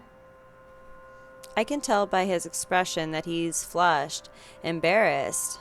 But no more protests escape him, and he focuses with a slight tilt of his head. Then he starts to hum a little tune. I drag him into the gardens while we go through the motions, and he gains courage the farther we are from other people. Aww, look at that. And we just dance. Though he stumbles at first, unsure and bashful. Where did you learn to dance, Zach. They would make a cute couple if she wasn't with Luke, too. The 60s want their moves back, honestly. College of two left feet, obviously. And I'll have you know the twist is still an awesome dance. Let's do the twist. Nah, nah, nah, nah. We're happy and we're having fun. Even if Zachary fumbles with his steps and did the funniest, oddest movements that anyone can pass off as dancing. There is no need to impress anyone, however, not even each other. And this is the most I've smiled and laughed in a long time. It is simple. Simple is nice. October 29th, Saturday. I wish the same can be said about what I'm about to do. In the aftermath of Rochelle's accusations, a devastated Hannah was seen exiting the ballroom with Rebecca Gales and Zachary Steele. Hannah was left in the care of the man. When Rebecca had to go back to the party in search of Ashton, now alone, the two had a talk, and both were smiling by the end of it. Simple isn't the adjective I will use to describe the task at hand. Because really, how does one tell their husband that they want to separate and say that, no, this is not a divorce? Not yet, at least. The possibility is there. But still, how am I even to explain that to Luke without him throwing a fit? Cutting too deeply into my sausages, I open my mouth to excuse myself. That is, until I spy Luke mashing and stirring his poached eggs with a fork like a petulant child. He has been silent all the while, chin in his hand and elbow resting on the table. I worry that my absence after the debacle may have caused more harm than good. Luke? Achievement unlocked. It's okay. It's not okay, it's you. Okay? I think we need a bit of a break. You know, some time apart. At my words, he grows still and silent. I'm not quite sure whether I should be worried or not. I take it as my cue to keep talking. It's not permanent or anything like that. Just for a while. In a few days, perhaps. I was thinking I can move back into our penthouse in the meantime, but I won't be moving out right away, so that I can help settle everything here. And I haven't even thought of packing yet. And I'll want to ask Johans to assign some of our staff. Unless you want the penthouse anyway. Then I'll stay here instead. No, you take the penthouse. It'll be easier for you. It isn't supposed to be this easy, is it? He's not even gonna fight for her? Jeez. Can he really react so aloof to it? Isn't this to your liking? I imagine that you'd like the space and independence. You'll have the bed and covers to yourself, and you can have whatever you want prepared for meals. You can even have all the wine you want, though I'd rather that you don't. This isn't about that, Hannah. Well, it's partly that, but... The man stops playing with his food, choosing instead to push the plate aside. What's wrong, Luke? He slumps back in his chair and just stops short of putting his feet up on the table. I suspect he's wanting some wine or absinthe by now, but any sort of alcohol is suspiciously absent in his hands. Aside from that disaster yesterday and you telling me you want a divorce, everything is peachy keen. Will you want me to start on the letters then? To start the divorce settlements and whatnot? Will you be seeking ways to throw me out onto the street without a penny to my name? She just said a break, Luke. She didn't say that she wanted a divorce. No, Luke, this isn't a divorce. I just told you this is only temporary. Are you really having a sulk because of what she said yesterday? I am having a sulk because you believe her. You stormed out and now you're asking for us to split up? Soon enough, you'll want to throw me out like I'm a piece of trash. Do you think I would be this calm if I believed her, Lucille Mitchell right? Because believe me, if I did, well, it wouldn't be pretty. Besides, I know how you feel about children. It makes her whole statement laughable. Sure, whatever you say. His mouth draws into a thin line, and I can't bring myself to comment on his half-hearted reply. To me, the silence that follows feels oppressive. It only emphasizes the wall that has been built up by abeyance and his hubris, and it looms between us, keeping us apart. When are you leaving? In a week? It won't take that long to pack. After All Saints, perhaps? I'll go and inform the staff of this. He only nods, and I'll be lying if I said that didn't disappoint me. During breakfast, Hannah asked Luke for a break. She'd be moving back to their penthouse for a couple of days. Despite trying to remain aloof, her husband accused her of wanting a divorce. Hannah insisted she simply needed a break from him. Aww. I don't like this path. I liked my first path. I don't know, I just felt like they are really cute together, even though, you know, of his infidelity and all that. I expected more resistance. The man could be stubborn as a mule if he wants to be. Perhaps I can leave now, just to spite him. But that isn't like me. Even if this does end in a divorce, a thing we both surely wish to avoid, we can still leave on amicable terms. There's no point in making a mountain out of a molehill. What are you still doing here? What the heck? I live here still, man. Just leave. You still have some packing to do, don't you? Dang. Go ahead. I won't stop you. Gotta stick up your ass, Luke. I was hoping you could thank Zachary on my behalf as well. He was really kind and wonderful. Well, you can tell him that yourself if you want. I can give you his number. Oh, no, I don't want to be a bother. Intruding on his privacy. Privacy. Pretty sure he'd be fine with it. If you two on a first-name basis and all. So, his number, right, it's... Oh. Oops. Okay. The call starts to go static, much to my frustration. A strange clicking noise drowns out most of her words, too. I can barely understand what she's saying.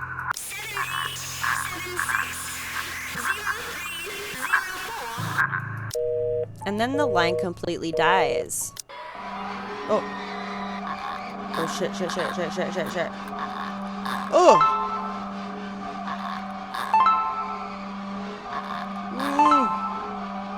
Yikes. Zachary. Besides, you already know you can count on me whenever. Because no matter what promises I've made, this is the kind of fear no person could shield her from. I should know. October 27th, Thursday. Someone has to know. Okay, this time we're going to show the photo to Hannah and see where that leads us. I don't have an explanation for what I saw yesterday. Yet. But when you've been there, seen something enough to raise the hairs at the back of your neck or leave you wanting to flee or hide? Finding a more solid proof than a person's smudged off face on a photo is the least of my concerns. Ashton will undoubtedly give me flack for saying that or even considering Isabella's words and those silly tales about the place. The guy is a skeptic through and through. It'll take more than my account for him to even give this a single thought. However, more than his opinion, it's Mrs. Wright I'm concerned about. Surely, she must have felt something if those shows on TV are to be believed. A touch of coldness in her neck, or maybe the feeling of being watched. That's what often happens, ain't it? Outside, the sun has yet to rise. I've still got a few hours before dawn. Good enough time to mull over how I'll go about warning her. Plenty of space to check if I'll get the same result if I redo the process again. The film processor hums back to life at my touch. The light switch gives out a soft click, and darkness embraces the small closet again. Somehow those urban legends don't sound so silly now. In hindsight, this is a dumb idea. That is to say, rushing to a client I barely know's home first thing in the morning with news of a ghost lady potentially haunting their newly bought property.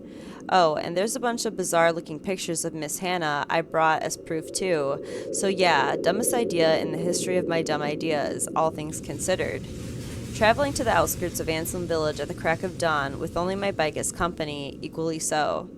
Personally, I don't think any of them would take whatever I'm going to say well, no matter how nice or accommodating they are. Ashton himself would tell me the same thing. Odds are he'll laugh at it in my face for good measure if he doesn't freak out at me first for not listening to his warnings. Still, that's a whole separate can of worms I'll open at a different time, seeing as I'm already standing at the Wright's front porch, waiting for someone to answer the door. More than anything, Miss Wright needs to know there's possibly nothing safe in this place. Warnings from friends be damned. If only someone would answer the door sooner. Come on. I try to ignore the looming presence their large, ornate doors give off as I press the doorbell for the 4th time. Its shrill ringing merely echoes, carried off by another warm passing breeze. The first time I came to this place, I found myself basking in the silence it offers. Now the atmosphere is just heavy, packed with trepidation and tension. Isabella's right, it does radiate the creepy kind of vibe.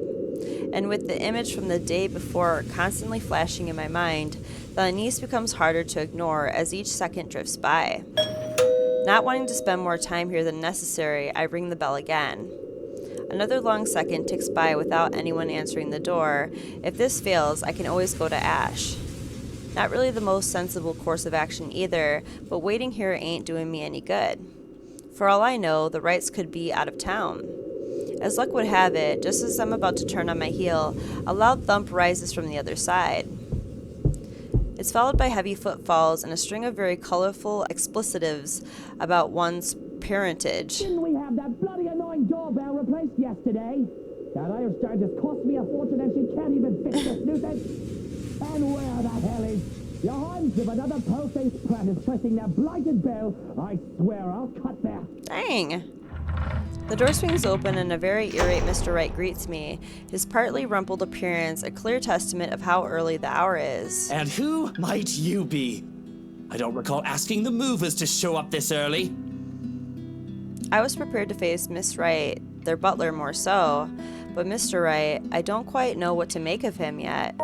He surely knows how to make an impression, I'll give him that, albeit a rude one. I only caught sight of him yesterday as he's directing the movers. Although from how exasperated he sounded then, it seemed like more yelling was done than actual giving of directions. Needless to say, I'd like to believe those instances ain't all there is to the guy. Miss Wright, at the end of the day, did marry him. Standing before him like now, though, is a different story altogether. Despite the difference in our respective heights, he manages to make it appear like he is the one looking down at me, not the other way around. An apology instinctively forms in my mouth before anything else when he arches an eyebrow at the lack of response. Well, that's not exactly why I'm here, Mr. Wright. Yeah? Yeah? Right, of course, the one and only. And what can I do for you this fine morning? Have I seen you somewhere before? Bloody peasants all look the same to me. Jeez. Yeah, I'm actually... It doesn't matter. I don't care. I've got someplace important to be at today. Just spit out what you want or be gone. I haven't got all day.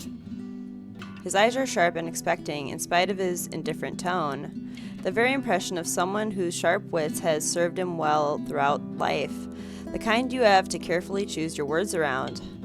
Disconcerting how a simple conversation can easily seem like a ruthless form of social maneuvering. I can see why Mrs. Wright would want to steer clear of it, if only for a short while. And sometimes, the only way out of the game is to be honest. Ooh. I'm a photographer for luxury living. I'm a luxury living, sir. He eyes the business card I hand him with a completely passive expression. He turns it between his fingers without really reading the letters printed, before handing it back in the same blaze manner one usually reserves for people below their station. Or a nuisance. With him, it seems more of the latter than the former. Mr. Steele. Just Zach would do, sir. I can see why. You should hear what they say about my name. Although I'm of the opinion those don't sound as unpleasant as yours to the ear. Amusing what people can come up with in their leisure time, no? I was actually being nice to Zach. Well then, to what reason do we owe this second visit, Zach? Right, like I said earlier, I'm the photographer from Luxury Living. I'm here about the photo shoot yesterday and... His eyes narrow at that, mouth tightening into a small frown, passive stance dissolving into a rigid one. It ain't a complete lie what I came here for, but it ain't the whole truth either. Didn't you already wrap that one up? Yes. Actually, sir, there was something I forgot to discuss with your... And you had to show up at such an hour for something you forgot. Why wasn't there any notice about this little visit? It was an error on my part, sir. I do apologize for not letting you know in advance. Terribly unprofessional for someone going under the name of an esteemed publication like Luxury Living, if you ask me. Of course, even if there was a word of some sort, that butler does not check my emails as often as I would have liked. But straight up walking in here this early isn't the most sensible thing to do either. The matter was a bit urgent, and my art director wanted it done as soon as possible before I hand him the finished prints. Not my problem now, is it? A common courtesy would be to wait for replies before barging in. You do well to remember that. I once fired someone before they could even submit an application. Sent an email in the morning and suddenly sauntered in the office looking knackered mere hours after. Damn. Jesus. Bloody walk-ins.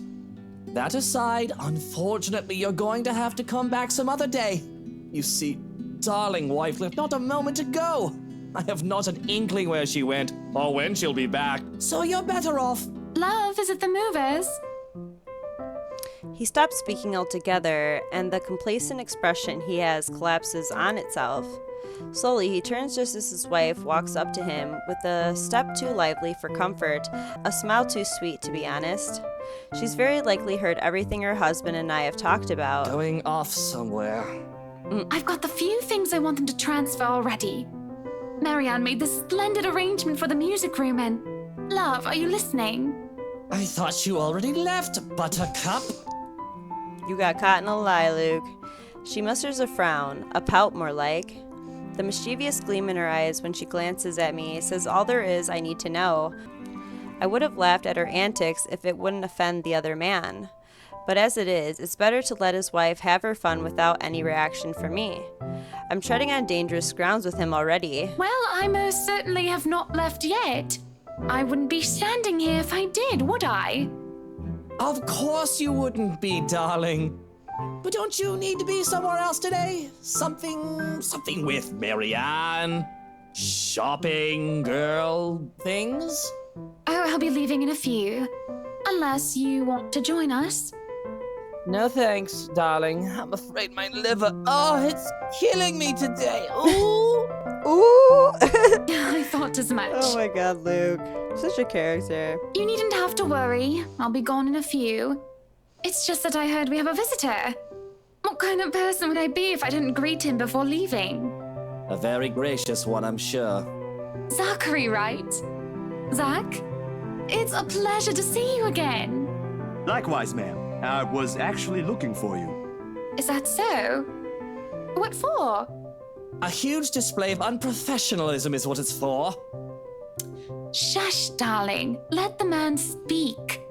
I'm sure it isn't anything like that if he has to come all the way here, yes? It's about yesterday. The photos you asked, I mean. The copies are ready, but...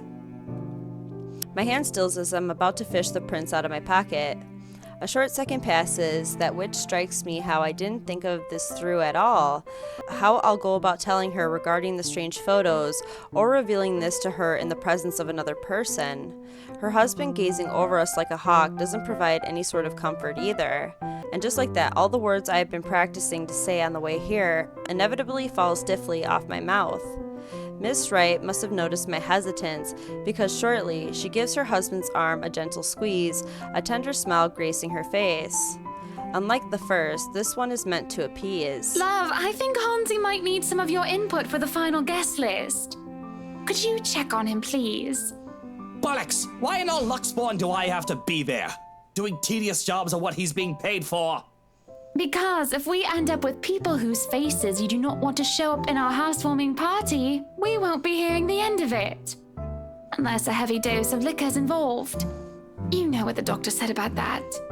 Please do poor Hansi and your liver a favor, He can handle that on his own, Buttercup. And my liver is doing just fine. You just said your liver was hurting you, Luke. I'm sure it is. But I don't know, love. I think I caught a glimpse of the name Mitch Lakes, was it? I think it was Mitch Lakes on it when I checked with Hansi earlier. You should see for yourself. It was quite a list. Who put that blighted twat in there? And that's why I'm asking you to look over it before I do so tonight. Very well. But even with that promise, he doesn't appear ready to leave. Short of passing through their doors, he stops and glances back at me, all without bothering to hide the distrust in his eyes. Luke, dear, I'll be fine. Go back to your butler. I'm not some pregnant wife you have to worry about. Oh, really now? Fine. I have to go to that little ankle-biter's career day later anyway. I don't see why I have to go there. Kylie's your goddaughter. And yet, she has you around her little fingers, darling. That's basically the same thing. If he ever has an answer to that, we don't get to hear it above the heavy thud the door makes, and Mrs. Wright's own weary exhale after she's sure her husband is out of earshot. She's nothing but apologetic when she fixes her gaze back to me, and I can't help but return the same to her. I am so sorry you had to deal with that. My husband can be a bit trying when he really applied himself. It's fine, Miss Wright. No harm done. It was my fault for showing up here unannounced. And this might be strange coming from me, but he does have the right to be wary. The press can be quite vicious when it wants to be. Caught unexpectedly, they'll pick you apart. It is not surprising why he acted the way he did around me. Sweetie, if Luke treats every journalist who shows up here like that, I'm afraid we'll end up with a harassment lawsuit hanging over our heads sometime in the future. Vicious or not, some sort of finesse has to be exercised when dealing with them. I'm sorry, I hope that wasn't too offensive. Not at all, Miss Wright. Besides, I don't think an interior design magazine would be interested in who harassed who this week. Unless it has something to do with fighting over tastefully arranged furniture. But even then, I don't think our readers will be too interested. Oh, dearie. You've got a lot to learn. You really have no idea how a single tassel can ignite a spark in a crowd. Of course, at the end of the day, it's still the thought that counts. It's still a lovely anniversary gift from my husband. No matter. Let's just go. She doesn't wait for an answer and immediately wanders over a car parked some distance from us. Unsure, I find myself trailing after her. A chauffeur automatically opens the passenger side door as she nears, and she gestures for me to follow when she climbs into the back seat. To where are we going exactly? I need to get out of this stuffy house for a while. Moving in, planning the party. It's starting to get suffocating in there. Luke and Hansi can have their fun while I'm gone. I don't care. I'm getting out because I can. Another minute in there and I'll drown. My bike. There are, of course, a lot of things questionable about her invitation. Why she's asking a person she has only known for less than 2 days in the first place is one. How appropriate this is being another. But the rest of it crashes the moment she shoots me an imploring look. Please? I can have someone send it back to your address later. And it's just a trip to the city for some furniture, nothing more, I assure you. Marianne will be with us, and maybe you can tell me why you're here on the way. Guess it wouldn't hurt. I might have to leave early, though. Excellent, then. Hop in. That's what they often say, yes? This can't be a good idea, but I really don't have any other choice, do I? Especially with the way her eyes light up when I agree to it. In my pocket, the very picture of her remains faceless, a voiceless shadow hanging threateningly between us, unknown to her. If someone told me I'd be spending my entire morning being dragged around half of downtown Luxbourne looking for furniture, I probably would have simply smiled at them. Disturbed, Zachary decided to show the photographs to Hannah herself. He was greeted by a wary Luke Wright upon arriving at the mansion. Just in time, Hannah appeared to save Zachary from further interrogation. At her request, Zach accompanied her to Luxbourne City. Wow, it's so crazy how the paths are so different. Then perhaps even given them a good friendly pat on the shoulder and wish them a nice day. Not that I find anything wrong with this at all. On the contrary, this is most definitely a nice change of pace after the weeks of getting bogged down by several freelance gigs and shutting myself inside my apartment whenever I can. If only the weather would be a whole lot nicer, the kind with less sun and more clouds perhaps. With the mid-morning sun slowly beating down on us as high noon approaches, I can see why Mr. Wright skipped out on this trip. The bright side is, the whole thing seems to have put Mrs. Wright in a less somber mood. After the 5th store, her pace is considerably livelier, her gestures less guarded than the one she displayed at the mansion earlier. The presence of another person might have helped as well, although Miss McCullough seems less predisposed to small talk, preferring to keep to herself most of the time and let Mrs. Wright lead us wherever. She did acknowledge me with a small nod when we were introduced earlier, but that didn't make standing outside the store together any less awkward while we wait for her client to finish her inquiry inside. So, interior design, huh? She casts me a sidelong glance before returning to her notes again, her pen scratching faintly against the paper in quick successive strokes. Ah, there goes that. I did say I'm not good at starting or keeping conversations going, didn't I? She doesn't look back up again, and I take that as my cue to stop any attempt of striking a dialogue with her and keep myself occupied with some other thing. Except what we have here is just Luxbourne and its busy streets, people going about their day like normal, cars moving in and out of sight, heading to who knows where. Nothing remarkable, really. The ease with which a person can fade into the background here is reflective of the kind of city Luxbourne will always be, but the humdrum's one thing I learned to live with. Needless to say, it doesn't usually stay that way. There are times when it would come alive, make itself known, and reassert itself back to the world. However, those moments are few and far in between. Then again, with what graces the news channels lately, I'm starting to think it's going to happen sooner. Can't say I'm looking forward to what it'll bring. Luxury living, is it?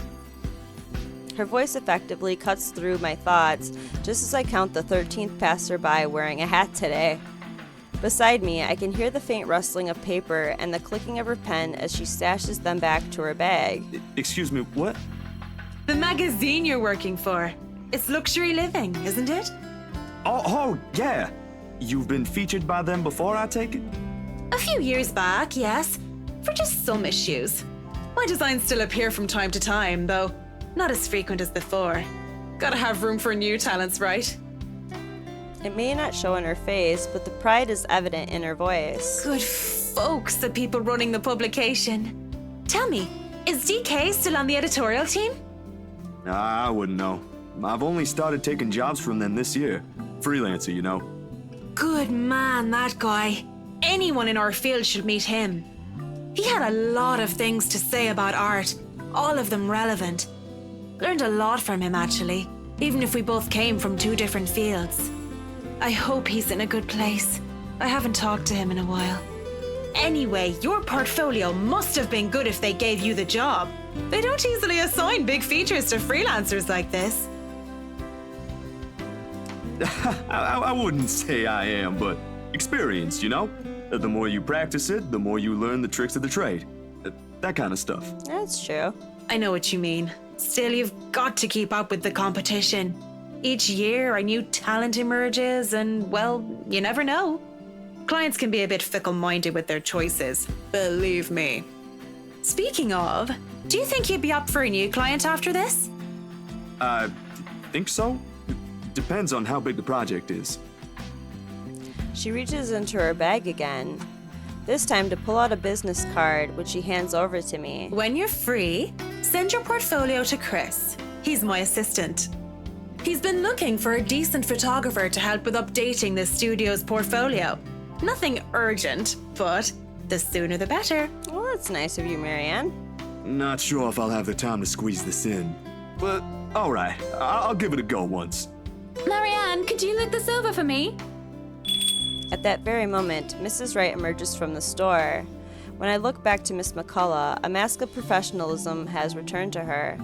Or at least, that is what it is trying to be. There's a different light in her eyes as she faces her, a flicker of familiarity and recognition. I'd say it's fondness, but that would be too presumptuous. Whatever it is, it doesn't last and is briskly swept under the firm tone her voice assumes. Definitely. Is there a problem? They said they don't have the colors you suggested. Do you think we can change it around for a bit? It might take a while if we insist what we want, and you know I'd rather not worry about this later. I think it'd be better if I handle this one myself. Excuse me. She walks into the shop without another word, leaving the two of us standing outside. As soon as she's out of earshot, however, Mrs. Wright lets out a giggle and swipes the business card cleanly off my hand. She smiles, a bemused little thing spreading across her face, and waves the card in front of me. I wish she'll do that more often, the smiling thing. It suits her more than the other one she frequently shows to the media. I look away, and the next thing I know, you're picking up women. On the streets, while the sun is high, no less.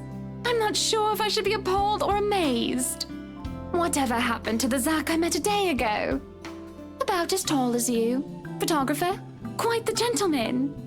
To tell you the truth, I'm a bit disappointed he's gone. It ain't like that, Miss Wright. And I'm sure Miss McCullough is not the kind of woman to let herself be picked up by strangers, let alone people she barely knows. Oh, shush. Let me have my fun. And didn't I say you can call me Hannah? She gives the card back to me nevertheless, and with it, her mood fades into a more pensive one. An odd look settles on her face, yearning, a bit wistful, as she looks back towards the shop's display window. There's nothing remotely interesting in it for me when I follow her line of sight, though. A few trinkets here and there, a fur rug, a sofa, a wooden side table, and a lamp, all tastefully picked and arranged to resemble a typical antique living room. On second thought, it does look comfortable. But why they added a crib beside it baffles me. Unless, of course, the people they're hoping to market to are those who already have children, or about to have one, then maybe it is fitting. Peculiar choice of decorations aside, it does make for a nice icebreaker, if it's not on the same level of weird and completely out of the blue. It still leagues better than the awkward silence, which is definitely too out of character for a personality like Mrs. Wright Hannah's. How should I start the conversation?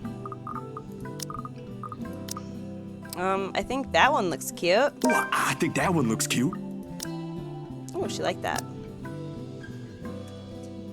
Hannah balks to my surprise, shuffling 2 steps away from the window and glares at it with such vehemence as if it did something remotely scandalous. A funny sight when taken out of context, and I probably will be laughing, really, if I understand what warranted such a reaction from her. I wasn't looking at the crib. Yeah, you were. Wasn't really talking about the crib, Hannah. Very good then. But it wasn't the crib, all right. Alright, I get you. But that's not it. Honest. I was just saying the stuff that was on display there looks nice. Or at least as nice as it can be compared to the ones we visited earlier. But I'm sure your interior designer has something different in mind for your mansion, so don't mind me. I was hoping that would be enough to cut the topic short. Instead, she sighs, leans on the wall closest to her, and runs her hands through a lock of her hair. There is a far-flung look in her eyes, even as she fixes it on the concrete curb. You need to stop looking at people like that, sweetie. I'm afraid I don't quite catch your drift, ma'am. I suppose you wouldn't be aware of it. Do you know you always carry this kind of phase? Like you're always staring at the world with this honest look. Like all there is to see is all the good in it. Frankly, I don't see anything wrong if it's like that. I mean, there always has to be something in it. You know, a sprinkle of kindness here and there. Otherwise, we'd all be miserable. That's true. For you, maybe. Some people have to fight through it just to see that. That's also true. And kindness isn't always a great thing to have around. Sometimes too much of it can hurt. It makes you wonder where this is coming from, how bad things have really gone for her to have this view. I do understand her sentiment, Really, I do. Still, when it's the last thing you can cling to when things have gone irreversibly bad, sometimes you simply don't get to make a choice. Besides, the point is, it's impossible to lie when a person is looking at you like that. Or I could, but I'd feel like a horrible person afterwards. Did you hear that, Mr. Zach? You just made me feel like a horrible person. I sort of wish I had one like it. Just so people would stop lying to my face. Or you can start by being honest with yourself. It shouldn't be quite hard. Friends don't lie to each other, don't they? I guess so. So what was the lie? She draws in a breath, lays a soothing hand to her stomach, and... That it was really the crib I was looking at earlier, silly. You're right, Uncle Zach. It's cute, but the pattern's not to my taste. I'm pretty sure Marianne could do something about that, though. At the moment, what I should really be worried about is if I'm ever going to be a good mother to this child. Mad! I can't even tell the father he's going to be one in a few months' time. Probably doesn't even want anything to do with this whole pregnancy thing. What am I going to do, Zach? Because right now, I'm absolutely at a loss. Oh. Oh. A beat. Oh! Oh! The realization strikes me like a ton of bricks suddenly bearing down on me. More than astonishment must have shown in my face, because Hannah lets out a chuckle. The slump on her shoulders disappears altogether underneath her mirth. Don't look so surprised, dearie. Tied the knot 7 years ago, remember? Don't you think it's bound to happen? She brandishes her hand in front of me, the unassuming silver band on her finger glinting against the late morning sunlight for a second. She eyes it lovingly, almost tenderly, despite the trace of sadness in her voice. For all I know, there is an entire story there. I'd ask, but that would be too inappropriate even for friends. It's not my place to meddle to begin with. Or at least that's what they've been saying early on. My whole social circle would be saying it's a long time coming. But the kid is something you want, right? Because if it ain't, then that's a whole other problem. Of course. I wouldn't deny I've been hoping to have him or her for a long time now. But then, now that we're here, all of a sudden, there are a whole lot of other things to be worried about. Business, a new home, public image, my own husband, and I don't know. I didn't really have anyone for a role model. I practically grew up with nursemaids pampering me every step of the way. What if it happens to this baby as well? Oh, I can already see how this will end. Huh. I guess it's not just my sister. What? You and my sister. I mean, you're both having jitters or something like that. That's what it's called, right? First baby jitters? Mind you, she was really convinced she'd do everything wrong then. He even called me in the middle of the night. Asked to switch places the day she found out she's carrying a new member of the family. Never mind how utterly impossible her request is. I'm quite sure I haven't done anything of that sort yet. Oh, you don't know that? My brother-in-law has been telling me things 5 weeks into my sister's pregnancy. Said she's one cranky pregnant lady. Man, good thing I found a place for myself years before that bundle of joy arrived, huh? It can't be that awful. Who knows? I think we'd better leave it for Mr. Right to decide, yeah? Provided he comes around. He just sounds so repulsed every time the idea is brought up. Then maybe you should say it to his face. No mincing of words or beating around the bushes. And if he says no? You haven't even told him yet. Besides, that's his kid. Don't people usually say fatherhood changes men? I wouldn't call myself a living testament, of course, but there ought to be something that will hit him in that idea alone. A wrecking ball would be nice.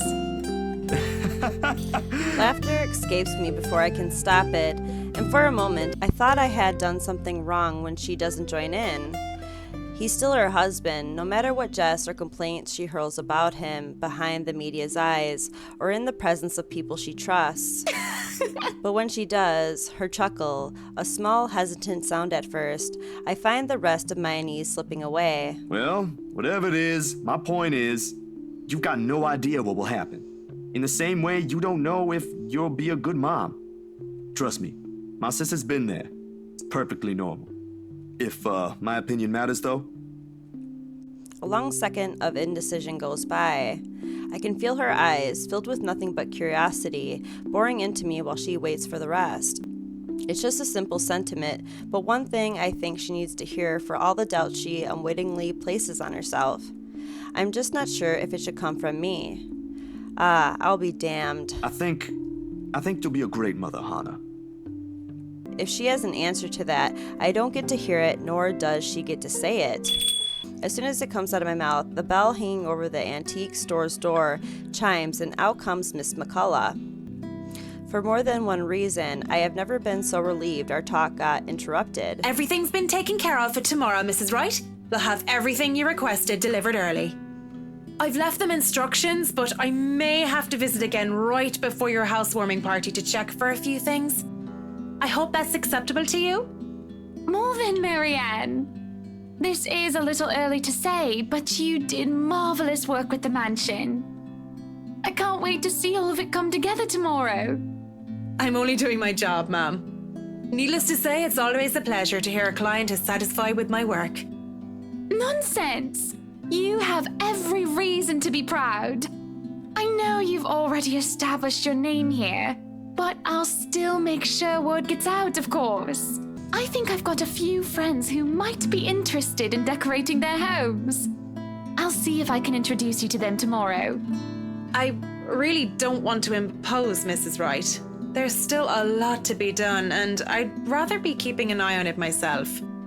You know well enough I'll still do it. You too, Monsieur le Photographe. You better be the one taking the pictures for the event tomorrow, or I'll be very upset. I blink at her, confused. Last I checked, I have nothing scheduled on my plate tomorrow. A couple of fleeting thoughts did cross my mind, like working on personal projects, but with the expectant expression on Hannah's face alone, I've wondered before how they got Isabella to sell them the mansion with all the paperwork and the loops it has to go through. Well, now, the how is already standing in front of me, and it's one giant ball of persuasion in human form. If I have any doubts how she got around life, all of them have been dispelled right this instant. Hannah hasn't said anything yet, but I already know what my answer will be. What event? Our housewarming party, dearie. I've already sent invites through your publisher. They should have informed you of it by now. I may have probably missed it. I haven't gotten the chance to check my mailbox yet. Deadlines, real-life happenings, they can be pretty hectic. I'll try later, but they might have already assigned it to a different photographer if they haven't received my reply yet. That's not a problem. Nothing a little call from me can't fix. I'll have them know I'm specifically requesting for your presence. It shouldn't be too hard. Just promise me you'll show up. I expect to see you both there. No excuses.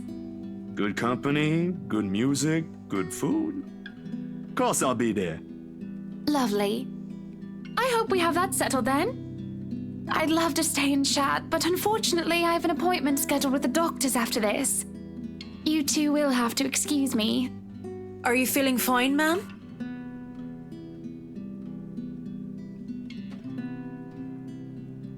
It's nothing big.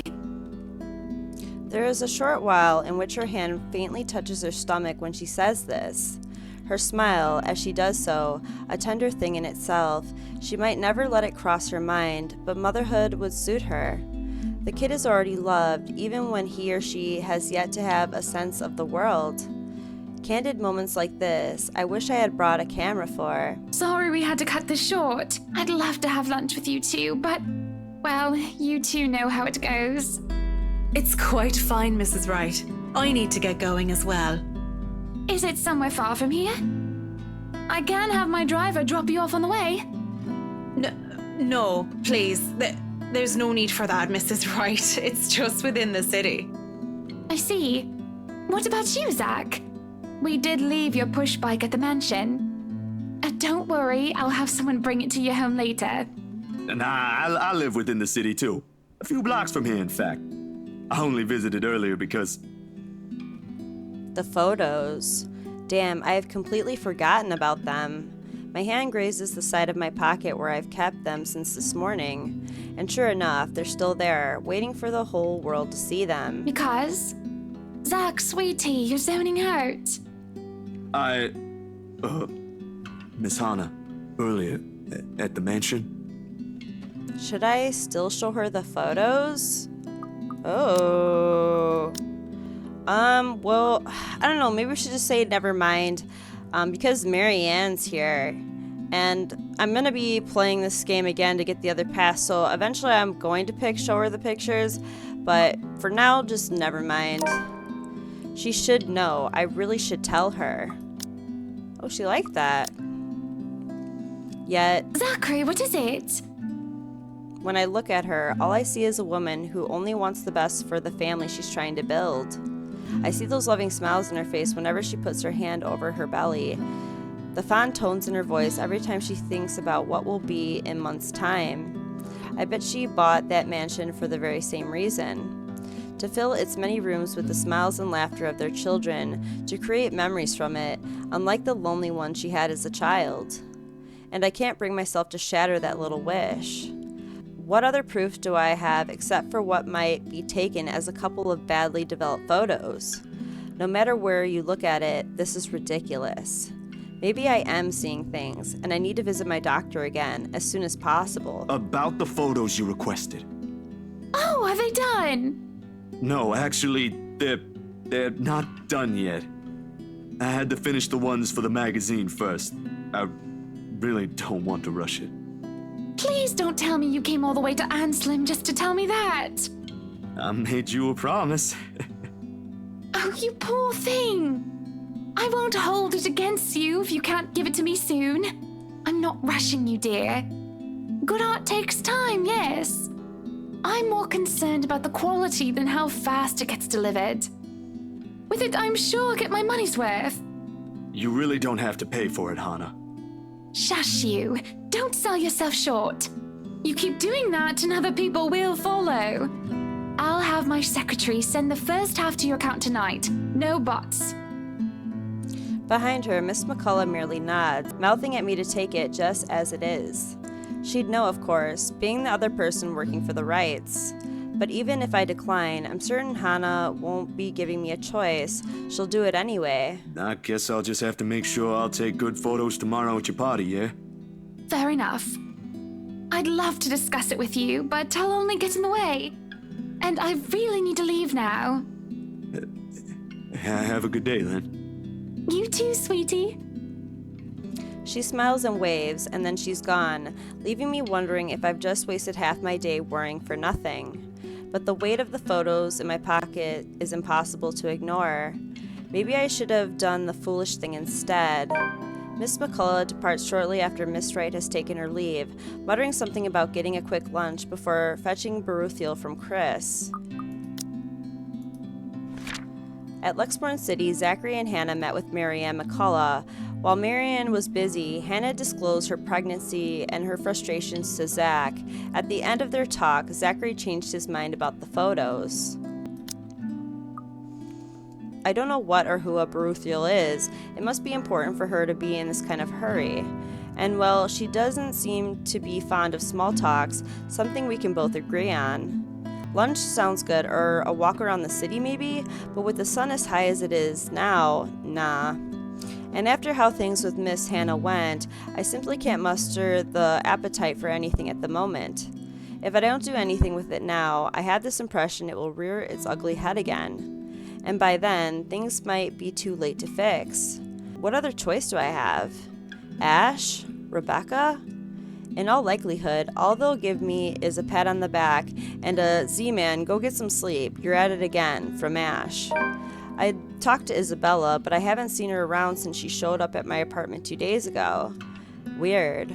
There is one person, though. Damn, I should have thought of that first. Oh, this is the title screen.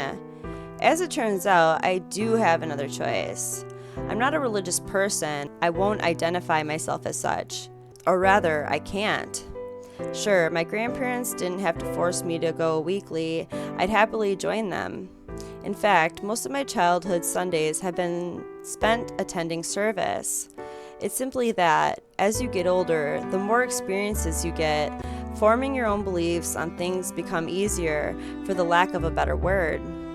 And at one point, it just stopped. That kind of thing. Nevertheless, I hold no disdain for it. Sometimes it does help.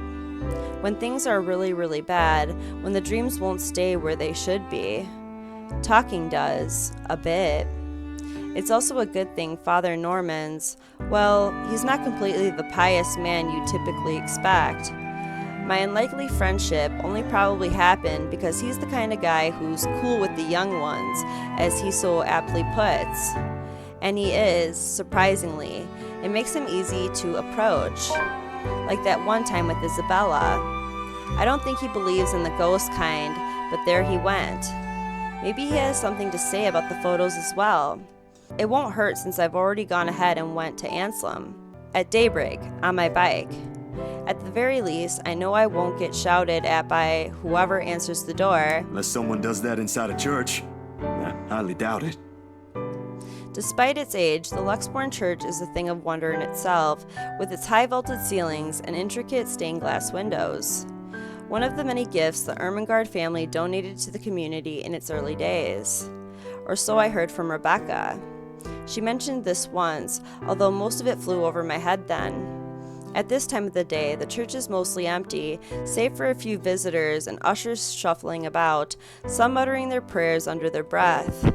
The scene of burning candles and incense permeate the air, giving the place a general feeling of reverence. Pretty welcoming, all in all. Even so, I keep the noise my treads make to a minimum. Disturbing the quiet feels like a sin alone. An usher points me to a pew in front of an altar when asked where Father Norman prays. He mentions something about the good priest not being in good health. Oh, because he went to the mansion. Ever since he did a favor for a friend to bless an old house. This is the first time in days he's left his room. No surprise there, with the weird heat lately, even Rebecca caught something. Nervous little chap, the kid. Nevertheless, he leads me close to the foot of the dais, with a reminder not to stay too long before walking off. Seconds later, Father shifts and stands. He doesn't seem to have noticed me, and I have to give him a little tap on the shoulder. When he looks, though, to say he's surprised is an understatement. Stay away. Achievement unlocked. It's me, Father. Pay a visit to Father Norman. Ooh, the ghost is following me. His voice comes out in a whisper, almost inaudible in the hush, a quiet restraint and deference to where we both are standing. But the tremor is there. He focuses on me with wide, bulging eyes, copious amount of sweat appearing on his forehead, despite the relative coolness of the place. Father Norman? Keep your distance. Hey, it's me, Zach, remember? Stay away, don't come near me. Wow. It must be the fever talking, or whatever he's caught. It has to be. I don't recall ever doing anything for him to drive me away like this. In all the years I've known him, he's been nothing but polite, nothing but accepting of people regardless of belief or status in life. For words akin to a threat to come out of him, it's simply beyond unimaginable. Go back to where you came from. Leave. Father, what did I do? Leave, now. I extend a hand to his shoulder, meant to be reassuring. But he recoils, his ankle catching on the edge of the dais as he backs away. His shout when I attempt to reach out again echoes through the entire hall, catching the attention of the few people inside. I try to keep a level tone, but with these strangers' eyes trained on us, panic starts to weave its way into me. Stay away, demon! Go back to the hell you came from! Father, it's okay. I only came here for some pictures I thought looked odd. I figured you might know something. From my pocket, I fish out the photos and try to hand it to him.